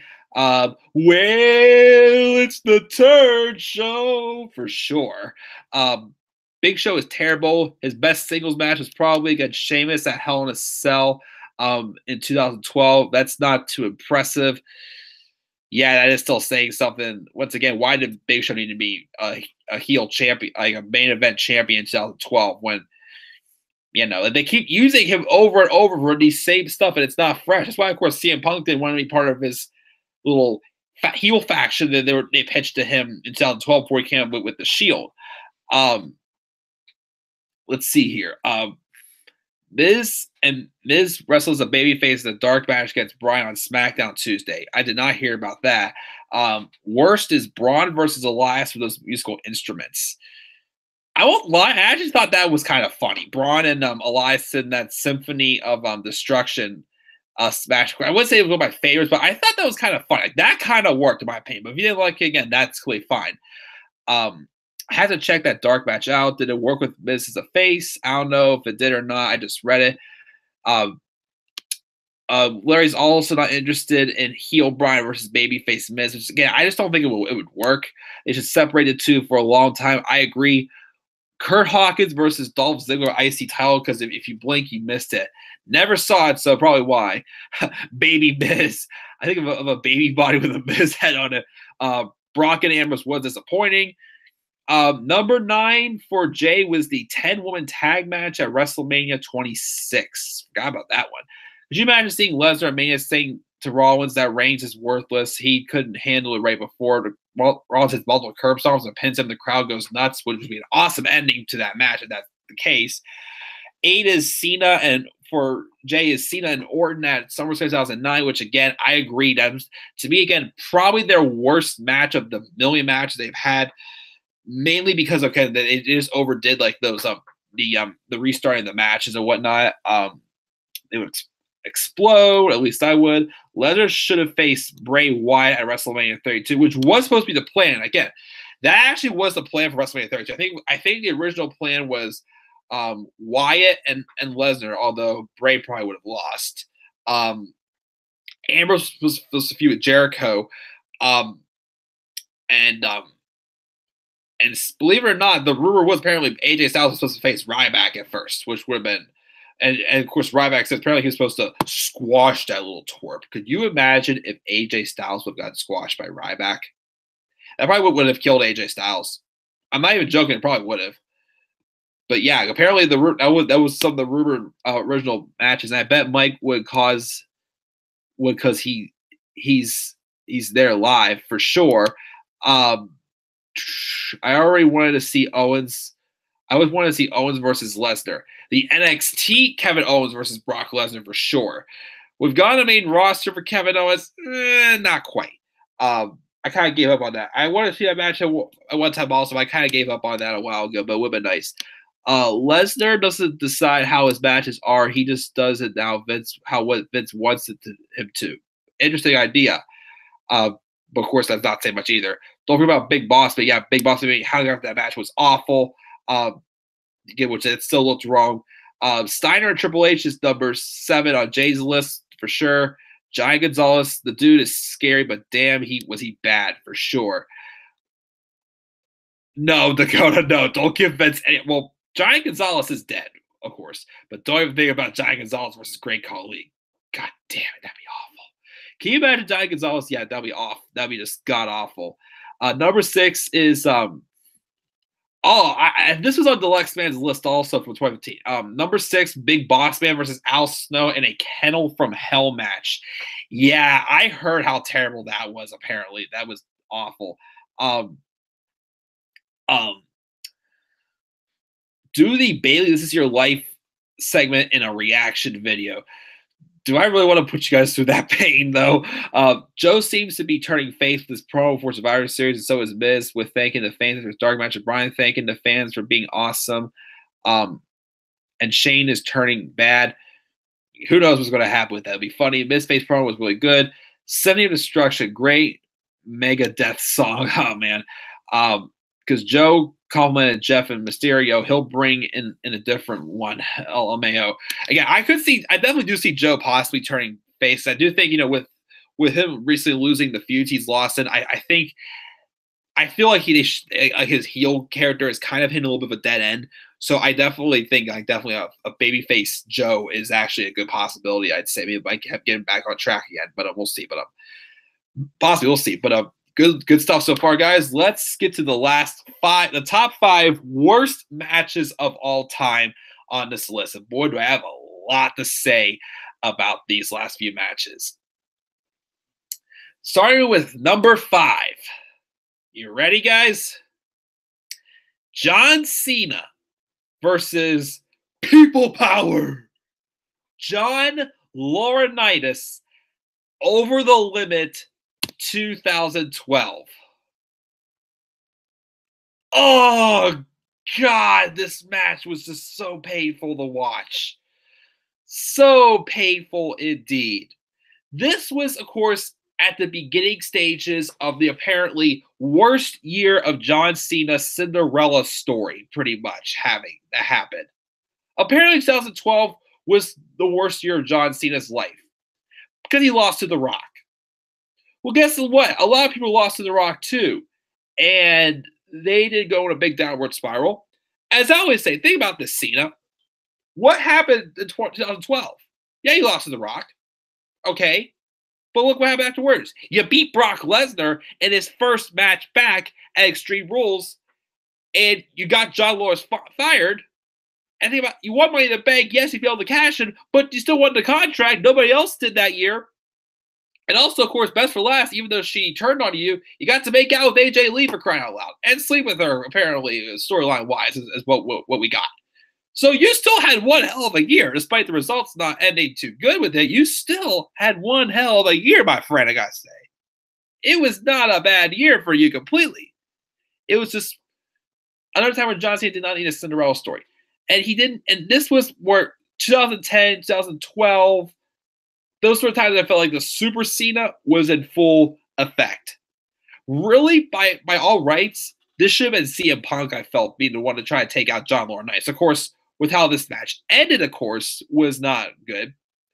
Because John Cena beat the hell out of John Laurinaitis for 25 minutes. I know he pretty much was a former wrestler, but this is a guy who had not wrestled in like 10, 12 years. He was not going to put on any big classic of a match for sure. And you had us, this should have at least been like a 5, maybe 10-minute match, maybe. If anything, 5-10 minutes, not 24 minutes of just John Cena beating the living crap out of John Laurinaitis. Just for it to end with Laurinaitis, who said that, well, he didn't say that, but of course, John Cena read a note from the board of directors saying that pretty much the match will be one-on-one. Laurinaitis cannot make any more special, any special, stipulations involved in it. No counts. I mean, it was just going to be this normal one-on-one match, and anybody who helps Laurinaitis will immediately be fired. And if Laurinaitis loses the match, he will immediately be fired as well. But of course, Big Show was fired on the Go Home show, or even a week before that. And then during the match, Laurinaitis tries to run away. Out comes the Big Show, looking like he's carrying Laurinaitis back to the ring, throws him in. The referee was down, I believe, at this point, which, again, too dramatic for a match like this with John Cena and a non-wrestler, for crying out loud, at this time. 25 minutes just to see Big Show come out of nowhere and punch Cena in the face. And John Laurinaitis win. You could have, several people beat John Cena this time, but you could let John Laurinaitis beat John Cena after 24 minutes of John Cena beating the ever-living piss. I can't say it without thinking of Drake Maverick now, but John Cena beat the ever-living piss out of John Laurinaitis, a non-wrestler, for 24 minutes or 25 minutes, just to see Big Show knock him out and for John Laurinaitis to beat him. And what's worse, this was the main event. This was the main event over Daniel Bryan and CM Punk. I mean, again, I would not want to see, but again, if anyone was, I mean, I know like a month later, Laurinaitis was written off after the Big Show lost to Cena in that steel cage match, but if anything, it seemed like Laurinaitis had more of a vendetta against Punk, if anything. Like, it should have been Punk being the one to take out Laurinaitis. But I'm pretty sure he would not want to do it in a 24-minute main event match against a non-wrestler. A non-wrestler, a guy who's not wrestling, and he is getting 25 minutes in the main event and being able to beat the face that runs the place, and apparently his worst year of his life and whatnot. Oh, just god-awful. Slap in the face, showing that nothing else mattered except for Super Cena, which, once again, would have worked out in the long run if they would have capitalized on a heel turn at WrestleMania 29, but of course, they did, because that stupid Kmart special. Again, I read a rumor probably about 6 months ago that there was plans to turn John Cena heel in 2013 after the match at WrestleMania 29 against The Rock. They had the gear and everything ready, but then there was some big Kmart special involving Cena that, of course, if Cena turned heel, who would want to buy it or whatnot. But, oh, God, just awful. Cena Laurinaitis, the main event of Over the Limit. Jesus, oh man, just cut me a break. Definitely, in my opinion, one of the worst matches. It is my number 5 for worst matches of all time. But of course, we'll have more to talk about in a little bit with another group, well, another non wrestler in general. Just you wait till we get to that match. But let's keep moving here. Number 4, Brock Lesnar versus Goldberg at WrestleMania 20. If I ever do a list of more so top 10 like big letdowns, like storylines or matches, don't be surprised if this is number 1 on that list. This was one of those matches like that had the same feel as Brock Lesnar and Dean Ambrose. The build to this match was excellent. Like this is obviously a match that probably a lot of people wanted to see around this time. With I think Brock and Goldberg going at each other in the Royal Rumble, one cost and one the other. And I think the same thing happened in Elimination Chamber, like vice versa. So pretty much set up for this big megastar match, this big bloodbath we wanted to see at WrestleMania 20. Literally, again, this is one of those moments where you say you can't blame WWE because they set this right and set in stone, like exactly, the thing that needed to happen. The presentation, the storytelling was just awesome for this match, and all that had to happen was them cap it off with just a mega classic at WrestleMania 20. And we did not get it. But it came nowhere close. So going into this match, everybody knew that both these guys were leaving. Brock Lesnar was, tired of WWE. He wanted to go back to the NFL. Goldberg, just wasn't happy. Him and WWE just weren't meshing well together at the time after he left WCW. Of course, earlier on when somebody mentioned the finger poke of doom, that was pretty much the downfall of WCW, and of course the rise of the downfall of Goldberg also. But he wasn't happy either. So both of these guys go out there, and Stone Cold Steve Austin was in the ring because apparently you couldn't contain these two. Well, all we got, because first everybody was booing Brock Lesnar, and then all we got in this match was just Lesnar and Goldberg just yelling at everybody, pretty much. Jawing at each other, few just long, random lockups, a jackhammer and a spear. That was it. The crowd booed the hell out of both of these two. Both these guys at the time left WWE on terrible terms. Of course, Brock Lesnar returned in 2012. Goldberg came back for a brief run from 2016-2017 and pretty much just erase, that bad taste he left in and just to leave more on a good note, which, again, I respect him for doing that, but man, it was just a huge letdown. Again, just a big megastar match that just absolutely just didn't even come close to what we wanted to have. All because, again, you cannot blame WWE, you cannot blame Stone Cold Steve Austin, you can't blame the fans. You only blame Brock Lesnar and Goldberg for this, for not caring enough, because the fans weren't happy that both of them were leaving. For them to at least put on just one big mega star match, pretty much, and at least leave on a bright note. Just absolutely awful. In my opinion, the biggest letdown of all time. If I ever do a list of top 10 letdowns, this would probably be number 1. Just a huge letdown, awful match. Of course, we had the triple threat later on with Triple H, Shawn Michaels, and Benoit, of course, which of course erased, woke the crowd back up again. This was just awful, just a complete slap in the face. And once again, the only people you can blame are Brock Lesnar and Goldberg for that. Definitely, in my opinion, one of the worst matches of all time. Number 3, the 2015 Royal Rumble match. Yeah, this. Oh my goodness. Where do we even start with this? If you really thought the product was going downhill, like in the fall of 2014, that was just setting us up for, in my opinion, one of the worst years in the WWE for sure in 2015. And this just made it so much worse with what happened. Now, whoever would have won this match, or if it would have been Roman Reigns, or if Daniel Bryan would have won this match, which of course, that's who we all wanted to see win, of course, was Daniel Bryan. Anyone who won this match would have been insulted. It's not because of who won the match. It's not because Roman Reigns won this match. Even though once again, they was the biggest victim of this, because once again, they tried to push him again at just the wrong time, of course.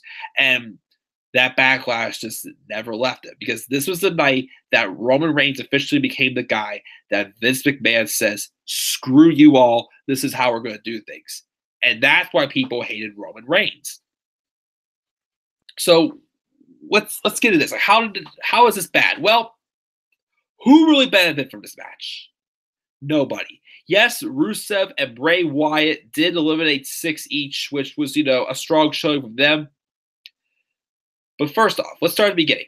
This match actually was pretty good. I was enjoying this match until when Bryan got eliminated. He got eliminated like he was number 10. He got eliminated before number 16 came in. The tear-jerking, hero is back moment pretty much. That, he went through hell a year earlier to get to the main event of WrestleMania and win the championship, just to give it all up because of his neck injury. And then, of course, he was supposed to be gone for 6 to 8 weeks, but then he ended up having to be gone for longer because he wasn't getting the strength back in his arm. 8 months later, it just set the perfect, the hero is back storyline. He could be the one to dethrone the beast and whatnot at WrestleMania. It was just literally set up for that golden, big hero return. We want to see him just, save us from all this. And once again, Bryan didn't have to win the match, but you could have at least booked him to look like, like a big threat. Like, literally, the way they booked him in the greatest Royal Rumble was how he should have been booked for this match. He didn't have to win this match, but at least be like an Iron Man who almost wins it and have him storyline-wise be eliminated. And they eliminated him at before number 16 happened, making it look like he was nothing. And they emphasized it big time that, oh, we know this hurts, but we did it anyway. And Michael Cole even said, I know it hurts. And of course, once again, what made this worse is right afterwards, after Bryan was eliminated, because literally, I remember we were watching this match at my friend's house, and we were all hyped up. And as soon as Bryan was eliminated that early, you could have heard a pin drop. And I remember looking over to see my one friend. He was like, yeah. And it was my friend Dan, guys. He's like, yeah, we're all hyped up. And all of a sudden, as soon as it happened, Dan's like you literally saw his head swell, like he's turning all red, like he's about to pop a vein or something. Like it was a slap in the face, like, ha, this happened. And of course, they thought it was even funnier because Goldust entered right after Bryan came back. Shattered dreams. Was it a coincidence? I don't know. Who knows? And of course, Roman Reigns, of course, got the big chorus of boos because at that point, as soon as Roman came out, you knew he was going to win. The crowd just booed the hell out of him. Like, they booed this whole match the rest of the way. And of course, not just having Bryan eliminate early look like he's nothing, but what happened later, they turned this into a segment from Raw because they had the 2 oldest hags in this ring, Big Show and freaking Corporate Kane. Why the hell we wanted to see either one of them facing Brock Lesnar in the main event of WrestleMania? I don't know. They came out and they start teaming up and eliminating everyone else like they were literally nothing.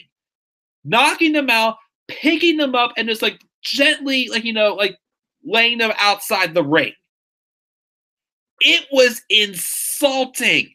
We were getting the "We won" refund chants, hashtag cancel the WWE Network. Of course, I didn't realize at the time that Rusev was still in the match as he had rolled out. He was the last person, of course, Reigns eliminated. But of course, as soon as that happened, when it came down to Reigns, Kane and Big Show, it's like what? Why should we care anymore?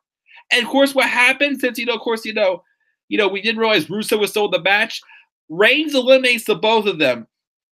They come back in and beat now, and who do they bring out just for the hell of it? The Rock.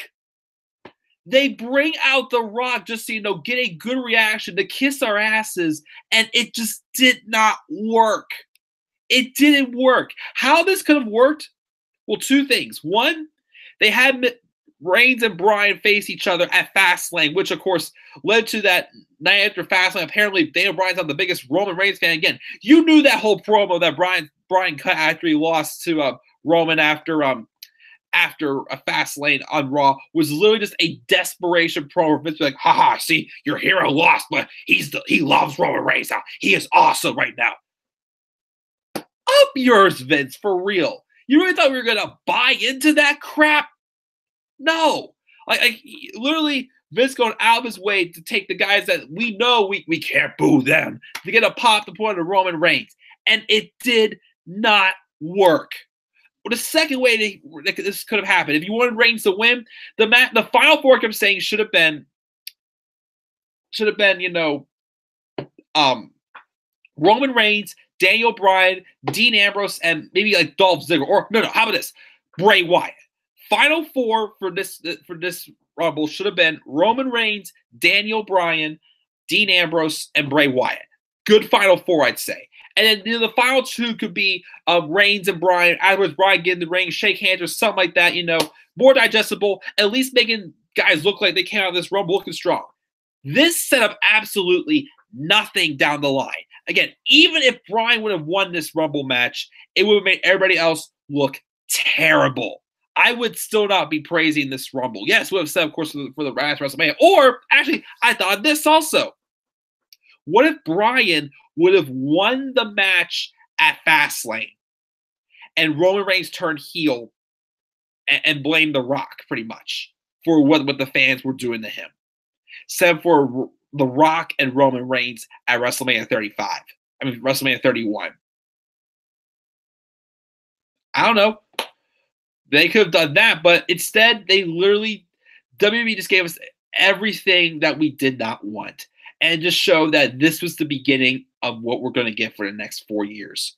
With Roman Reigns being shoved down our throats, WWE pulling off these obvious-looking, desperate moves to get him over again. Having Daniel Bryan come out acting like Roman Reigns' biggest fan in the whole wide world, and then have you got like Jinder Mahal be the one to all of a sudden say, hey, Brock Lesnar doesn't show up to work all the time and whatnot. Bull crap, all that. Again, praying that the guy definitely gets better with leukemia.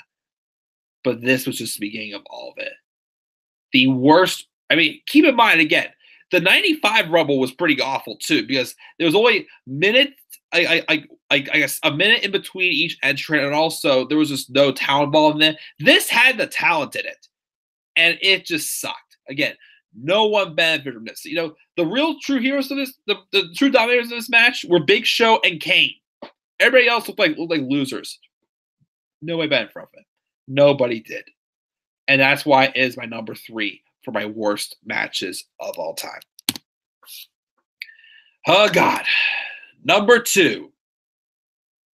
The Miss WrestleMania Battle Royale at WrestleMania 25. Oh, my gosh. You ever wonder how many times Vince McMahon literally treated those divas as just sex models? They were there just for his own benefit, to show off their boobs and their asses in the bra and panties matches. The show, he did not care at all about the women, except for the ones that he got booked to literally do all this for him to get all over with. Because I'm pretty sure he would do that to so many girls today, which again I still feel is creepy as hell, having the owner of this company write himself in these sexual angles with all these women, which again kind of looks a little creepy after a while. Look at this match, how much of a slap in the face this was. There were a lot of legends in this Miss WrestleMania Battle Royal. Well, first off, think about this. Anytime any random Battle Royal has a stipulation to it, where it's like, oh, the Miss WrestleMania Battle Royal, or the King of the Ring, or, the Honorary Memorial Battle Royal, all these little special events happening, what has the winner gotten out of it? Nothing. That's why I didn't care about this World Cup, because, yeah, they were getting a trophy. Okay. But, do they get a championship match? Do they get, a promotion? Do they, I don't know, get something? Just a bragging right thought, which gets freaking old after a while. So we have this match. And first off, you have no clue who's in this match until they get eliminated. Oh, there's Kelly Kelly. I didn't know she's in the match. Oh, there's Trish. Oh, she got eliminated. Oh, Lita, she got eliminated. Oh, this person did. Oh, Alundra Blaze. Oh, she got eliminated. Like, all these people that were obviously legends at one point just getting eliminated, not getting any recognition. Like, oh, they're in a match, no big deal, whatnot. But worst of all, why I put this match at number 2 was because of who won the match. It was not a female who won this match. It was Santino Marella dressed up as Santina Marella. I know Santino probably had some moments where he came across as really funny because comedy was meant for him. This just wasn't funny at all.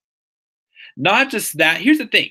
What could have made this worse, this work somewhat, is if you would have had people actually trying to attack the guy while he's in the freaking match. Instead, I watched this match. Of course, when I watched WrestleMania 25, of course, knowing I knew that we were going to have Santina Marella win the match. And he literally, walked around everyone this entire match, and everyone acted like he wasn't even there.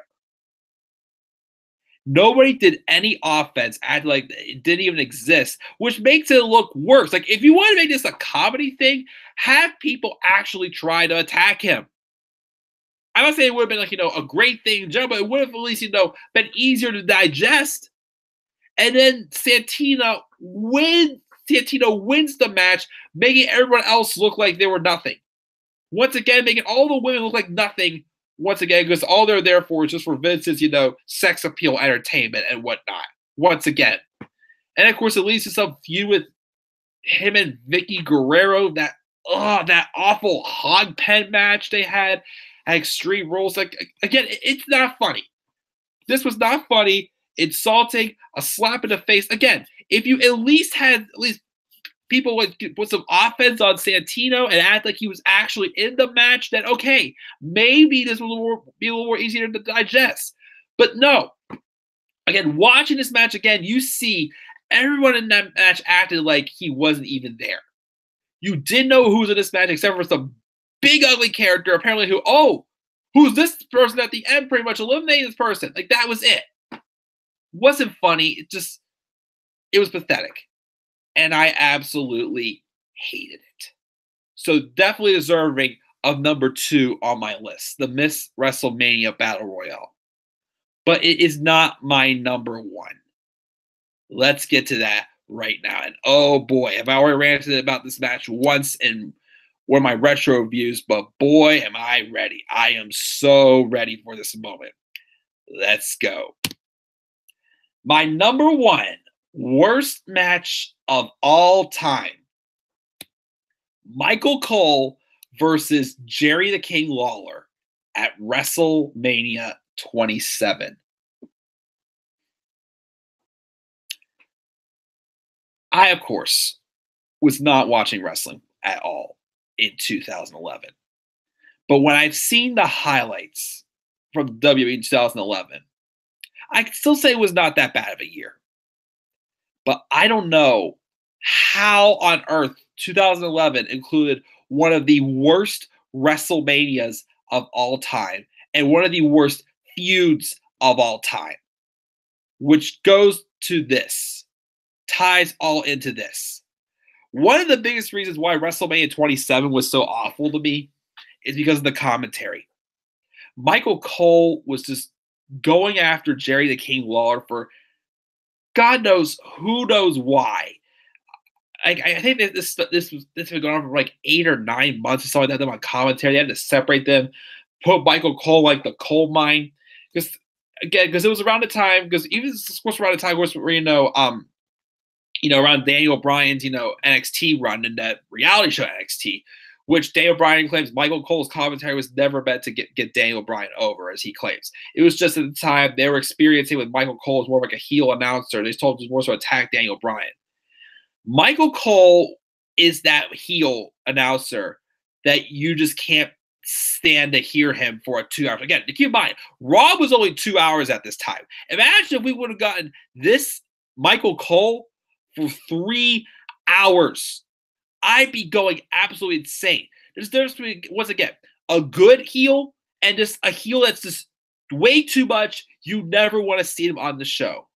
That's exactly what happened with Michael Cole, who apparently around the time where, Jim Ross was taken off the show, and of course, Michael Cole was he was a big Jim Ross hater also.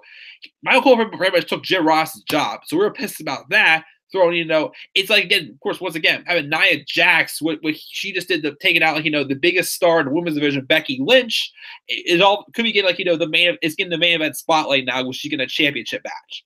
Like, that's exactly probably what it felt at that time. But literally, I couldn't get through one night of all this, just like, this childish bickering between Michael Cole and Jerry King Lawler. How have I gone through this for 8 or 9 months at this time? Of course, because it went on longer after that, because Michael Cole continued to be just a complete jerk to Jerry the King Lawler and everyone else, being that typical annoying heel announcer, until the night Jerry the King Lawler suffered a heart attack on Raw. And then he starts acting like he's the biggest Jerry the King Lawler. He's Jerry Lawler's best friend of all time. The commentary was just super annoying. It was just distracting and whatnot, because it's how annoying Michael Cole was in general. And yes, once again, you're trying to get heel heat, but once again, he's took it too far where it's like, just shut him up. I can't stand this anymore. Please. So Michael Cole again was costing Jerry the King Lawler, who out of the blue was getting championship opportunities this time. He feuded with The Miz for the world title, which then eventually led to them having a match at WrestleMania 27. Jack Swagger got involved, being Michael Cole's trainer or whatnot. They threw Stone Cold Steve Austin in there to be the special guest referee. Don't know why. So keep in mind, Daniel Bryan and Sheamus got put on the pre-show for this card. In a dark match, of course, because they didn't really air the pre-show or anything. I don't know, whatnot. Of course, that does turn out to be a joke anyways. But this match and the time this whole crap fest got eliminated this match from the show. Like John Laurinaitis and John Cena, this should have been a quick 5-10 minute match, just to do be like it was what it was thing, so we can just end this and just move on. This match got probably about 13 or 15 minutes, but not just that. The introductions and what happened after the match, this whole thing took up 30 minutes of WrestleMania 27. Once again, this whole thing, the match, intros, and the post-match stuff took up 30 freaking minutes of WrestleMania 27, and we could not get Daniel Bryan and Sheamus on this card because of this. The introductions were slow. They were boring. They were Michael Cole just being his typical annoying self. Again, just being one of those heels doesn't sound like, oh, I'm a big tough guy, but it's like, is this all you got? Just again, being annoying, couldn't stand what he was saying. That took forever. The match itself was, I don't know, again, they start off with Cole just hiding in the coal mine. Jerry Lawler's trying to shake his hand, smashing his face to the glass. But then most of the match, Michael Cole is carrying the match as the heel. Jerry Lawler, former wrestler, but not really couldn't do much anymore at this time, was getting beat up by a commentator, a guy who had absolutely no wrestling experience at all whatsoever. So then finally, Stone Cold Steve Austin got involved in the match. He hit a stunner on Michael Cole, maybe on Jack Swagger also. I can't remember. And then finally Jerry puts him in the ankle lock, and then Michael Cole's tapping out, but then Austin's letting him just tap out longer. He's begging him to ring the bell. So the match finally ends. So we're celebrating they give us a good 5-minute post-match celebration. Lawler was drinking a beer and toasting and whatnot. Cole's on the sideline up the ramp crying and whatnot. But then this is what made the time limit even more, just, you wanted to tear your eyes out. You literally thought, like the ending to Cena and Lauren Nice was awful. Listen to this. The anonymous GM, Hornswoggle, if you forgot the time, brings up a message saying that he felt that Stone Cold Steve Austin was way too involved with that match, being biased towards Michael Cole, towards Jerry the King Lawler. So because of that, this match ends in a disqualification with Michael Cole winning this match. And the feud continued on for 2 more months. A tag match with, I think it was, I'm trying to think it might have been Lawler and Ross against Swagger and Cole at Extreme Rules. They had that loser kisses the foot match at Over the Limit. Again, like, why did this feud have to continue on? Especially this feud. I've always said WrestleMania is like the end of the season. Like, that's where, the heroes, like, get their comeuppance. Not saying like every year, has to end in some big heroic victory. A heel obviously will win matches at this time, but this was not that match the heel had to go over. What was the point of Michael Cole winning this match?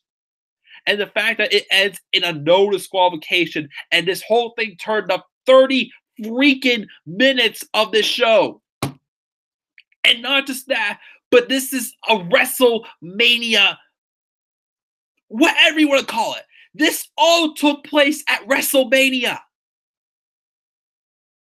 What was the point of this? Jerry the King Lawler has had his matches at SummerSlam and WWE. I don't know if this is his first WrestleMania. I can't remember if this is his first WrestleMania match or not. It may not have been. But still, like, what was the point of this? The match was just god-awful. Having the comment, I mean, yes, again, Jerry King Lawler was a former wrestler, but he was still more so of a commentator at this point. Can't wrestle is good. Michael Cole, no wrestling experience whatsoever. He carries this match, and it takes up 30 minutes of Michael Cole being just freaking annoying like he was. I just didn't get it. And God bless my soul for not watching Raw, of course, during the times when Michael Cole was just being super annoying. Thank God that you guys watched back then too, that Raw was only 2 hours, not 3 hours at this time.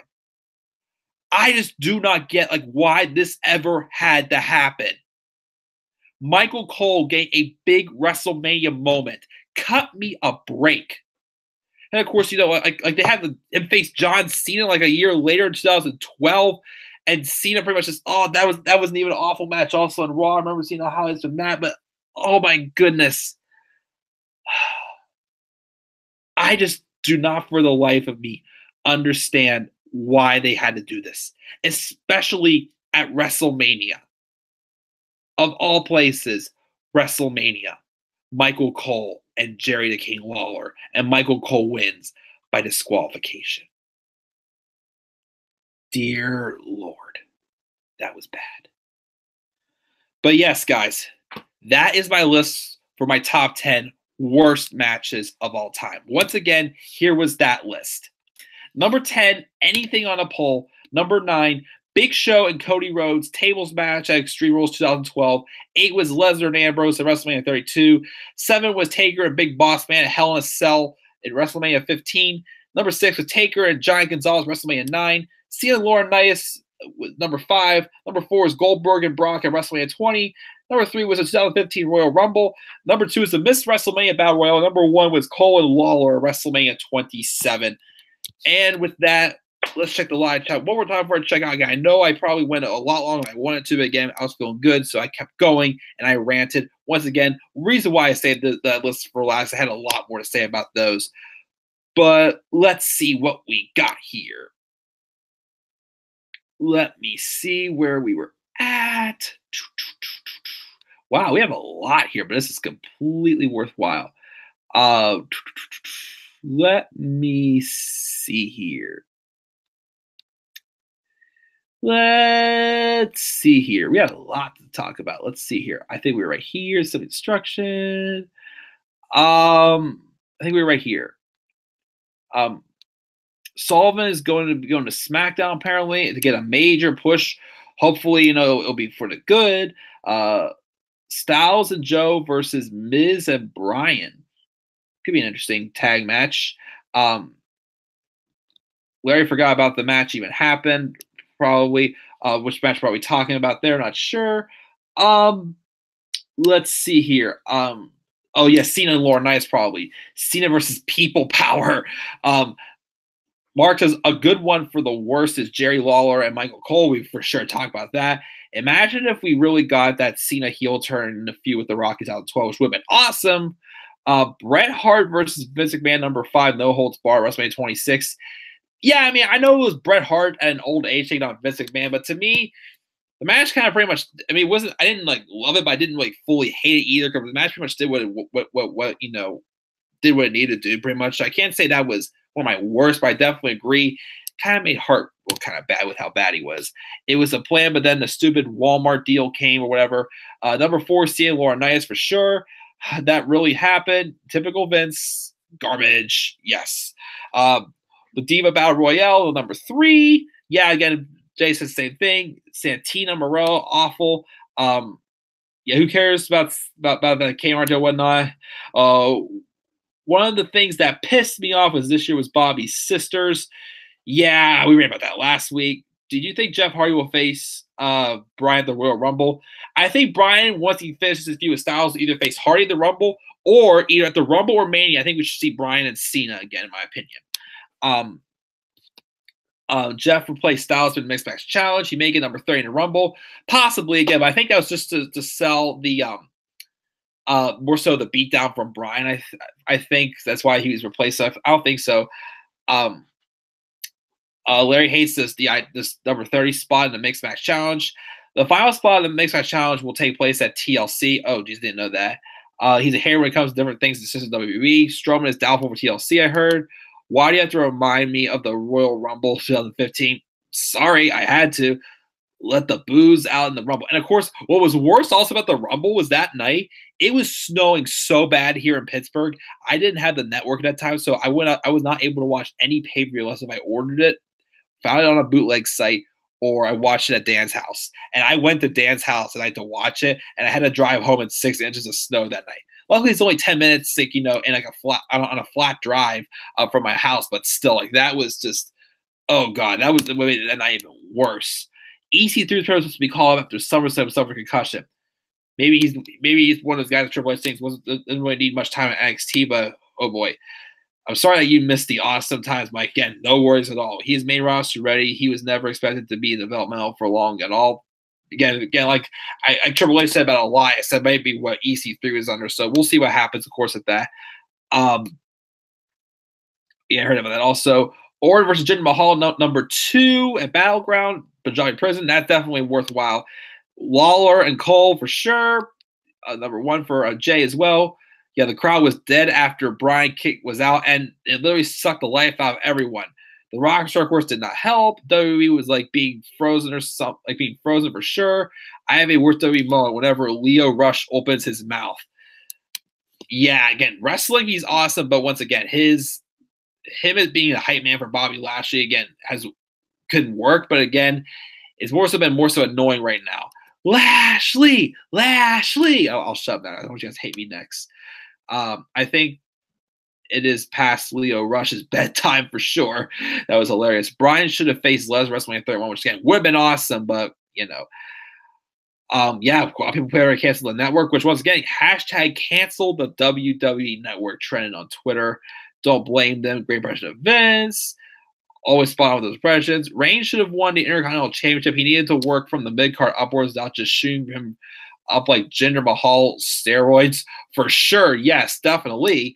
I was Roman. Oh, I want Roman. Oh, Roman. My big sweaty Roman.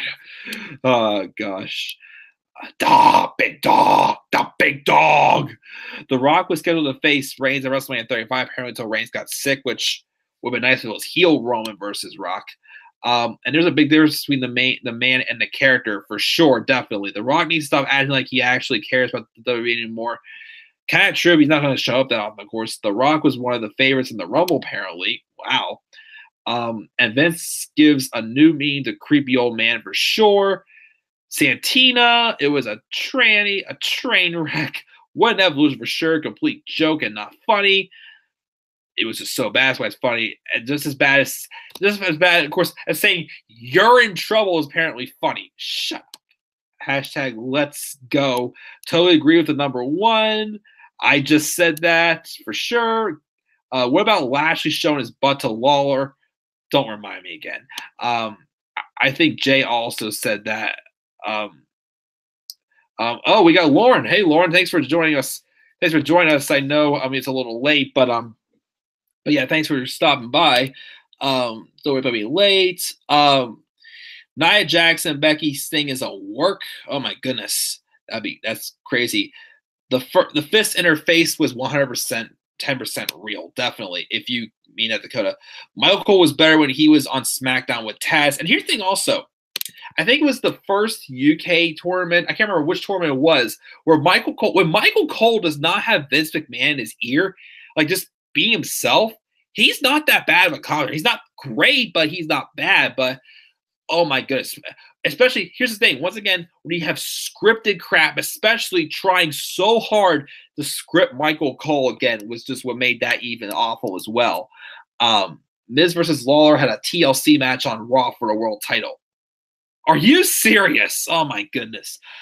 Lauren's worst matches have to be Lawler and Cole, Laurinaitis and Cena, Eugene and Triple H, Layla and Michelle McCool, Ted DiBiase and Cody Rhodes and Randy Orton, Jinder Mahal versus Randy Orton at Backlash, Miz versus Lawler, Miz versus CMA at 27, definitely. She didn't really have a concussion. WWE knew if Becky lost, they would get blasted, which, may, of course, been another reason, too.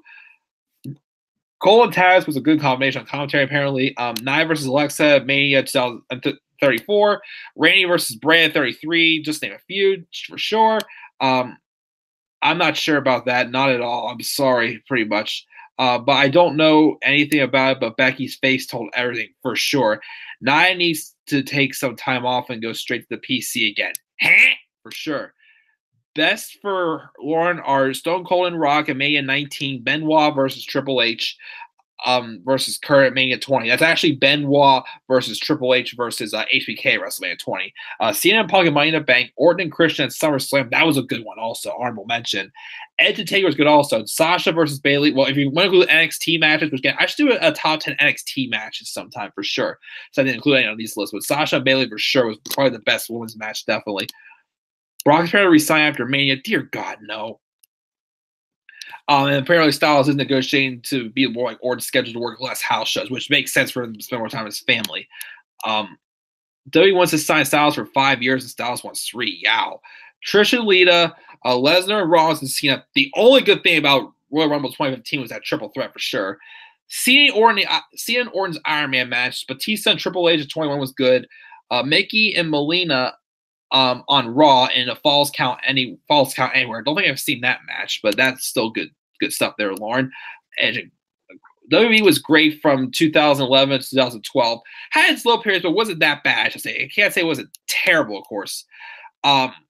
Jay thinks that WrestleMania 27 was definitely the worst WrestleMania of all time, in his opinion, mostly because it was a setup show for next year. And, of course, the Cole and Lawler match, definitely.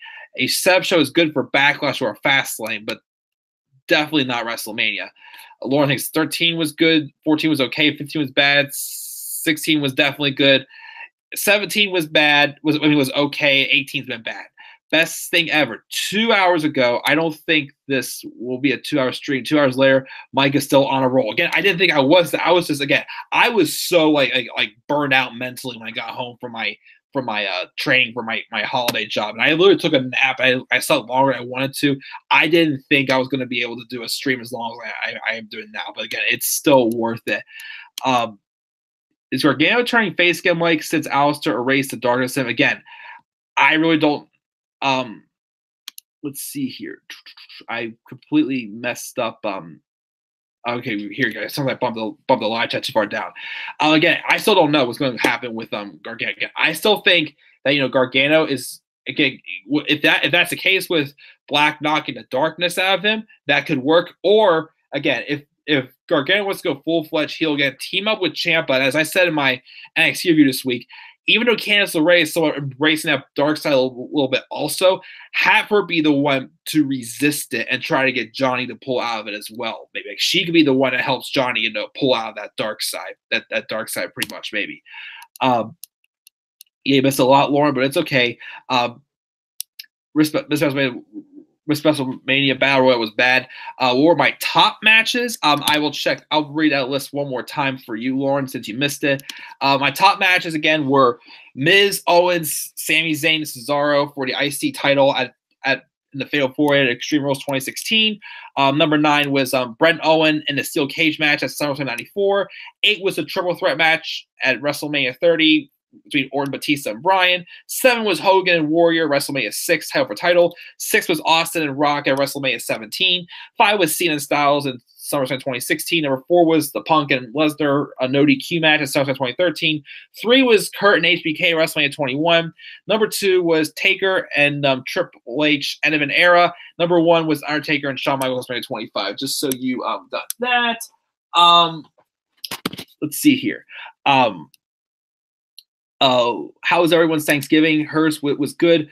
Again, mine was great. Again, mine was probably one of my favorite Thanksgivings of all time, mostly because we had some distant family in town visiting. Also so we had 6 extra people, but again, it was much worth it. TK got a lot of good deals. Awesome. It's okay you missed a stream. Next stream should be shocking, which people who want a championship. Be shocking people who want a championship. Maybe, but next stream actually is going to be my top 10 of all time, like top 10 WWE stars of all time. It's going to be next week, but that's not a bad idea. Not a fan of Lashley's favorite post. Nobody is. I already mentioned a lot of honorable mentions. Lashley was down in Row 507. Expensive pressure. Why doesn't Jinder get suspended for steroids, but Roman did? Don't even know. Hate that pose. Lauren heading to bed. I'll see you Monday. Won't be here Monday. I'll explain why, of course. Have a great night. They needed to start the trashly chants. Oh, goodness. Why do you think they're calling Nia the face breaker and didn't punish her? Who knows? As Mark says, she's related to The Rock and Roman Reigns. Remember when Brock busted Orton open at SummerSlam and Orton won the Royal Rumble match? Could Becky win the Rumble? Again, if she drops the championship, sure. Unless if Becky's like, you know what? I'm the champ, but I want to be in the Royal Rumble just so I can get a shot at Ronda Rousey at WrestleMania. That could definitely work as well if you want to go that far. They won't punish her because it's all about political garbage, definitely. And favoritism. Thing was not planned, but if something like this happens in wrestling, the best thing is to play it up. Put it in a storyline on top of wait, where was I again?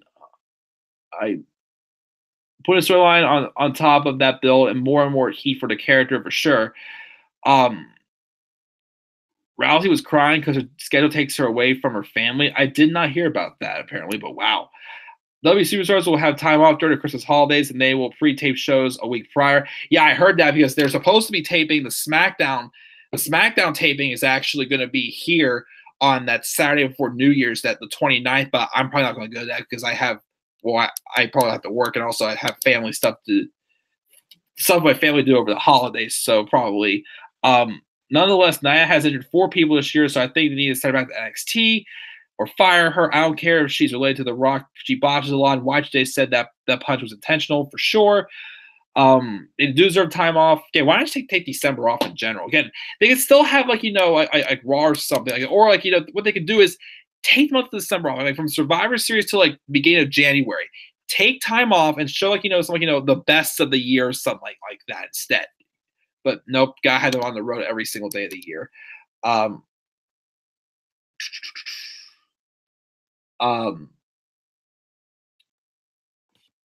Let's see here.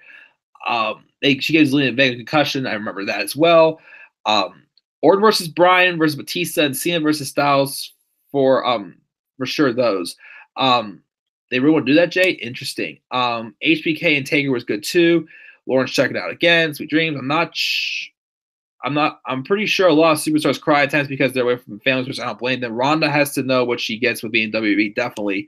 That's just Ronda Rousey is a crybaby. She knew what she was getting into signing. Definitely. WWE should have an offseason after WrestleMania also, which wouldn't be a bad idea either, Jay. Little Ronda Jr. again. Look at little Rousey Jr. Gonna cry? Or look at little Flair Jr. Gonna cry? Just for you, Larry. Oh boy. But yeah, guys, again, this has been a blast again. I know I went a lot longer than I wanted to, but again, it was worth it. But I think now I'm gonna have to check out, guys. Thank you guys again though for coming in on this live stream. I got hit the hay again. I got not as grueling of a day tomorrow, I'd say, but I do have to work again tomorrow. Um, um, but anyways, I am gonna check out again. So over the weekend, again, well, I probably will try to do a couple little odds and ends over the weekend, but once again, I will not be able to review Raw on Monday because I'm going on a little short trip Sunday, coming back Tuesday during the day. Of course, this Tuesday also I start working nights for my holiday job, so I'll have to catch up on SmackDown when I get home. I may just tape it since I'm not because I'll be working Tuesday nights for quite a while now. I'm not sure how long till I'll get my seasonal job ending, unless if I get like a longer term position. But the trade went well today. Again, it was just me being like fried and trying to learn the things I got to do. But all I got to do is just scan packages and just put them on pallets. And then if there's nothing else to do, wrap the pallets, which are pains in the asses. But anyways, so yeah, so I'm not reviewing Raw on Monday because I'm gonna be out of town. I'll review Raw if I have time when I get home before work on Tuesday. And I'll try to review from now on, I'll try to review SmackDown after I get home from work, or I'll just wait to review it Wednesday. And then Wednesday should be fine because I'm not working evenings on Wednesday, I'm working afternoons. Of course, special streams now we moved to Fridays as I work Thursday evenings now. But again, to stay patient with me, not just that, but I have a lot of family get-togethers over the holidays. So things are going to be a little crazy over the holidays. But just stay patient with you guys. I'm not going anywhere again. This is me, just do stuff with my family, and also just working some extra hours, at a different job just to get some more money for the holidays. So, just that. Looking to finish 2018 on a bright note. Again, first half was pretty crappy for me for 2018, but things have gotten better for me though in the second half, I gotta say. But guys, thanks again for all your support as always. I know we're a couple of subscribers away from 1,000, so once again, slap the like on the video. Subscribe to my channel if you haven't done so yet, so we can get to 1,000 subscribers again. As I hopefully should get to there by the end of the year. I will probably combine my 1,000 subscribers Q&A with my end of the year Q&A video and my wrap-up video reviewing like we did throughout the year and whatnot. So guys, once again, subscribe to my channel, like my video, and just be patient with me over the next month or two, however long I have this seasonal job again, unless if I get a longer term position. But yeah, guys, I'm checking out now. I will see you guys whenever my next video is. Guys, most likely the next stream won't be until Tuesday afternoon, I gotta say. But until then, guys, I'm checking out. Get some sleep, everybody. Have a great night. I'll see you guys all whenever. So until then, guys, take care and peace, everybody. You guys are all awesome, and don't you forget it.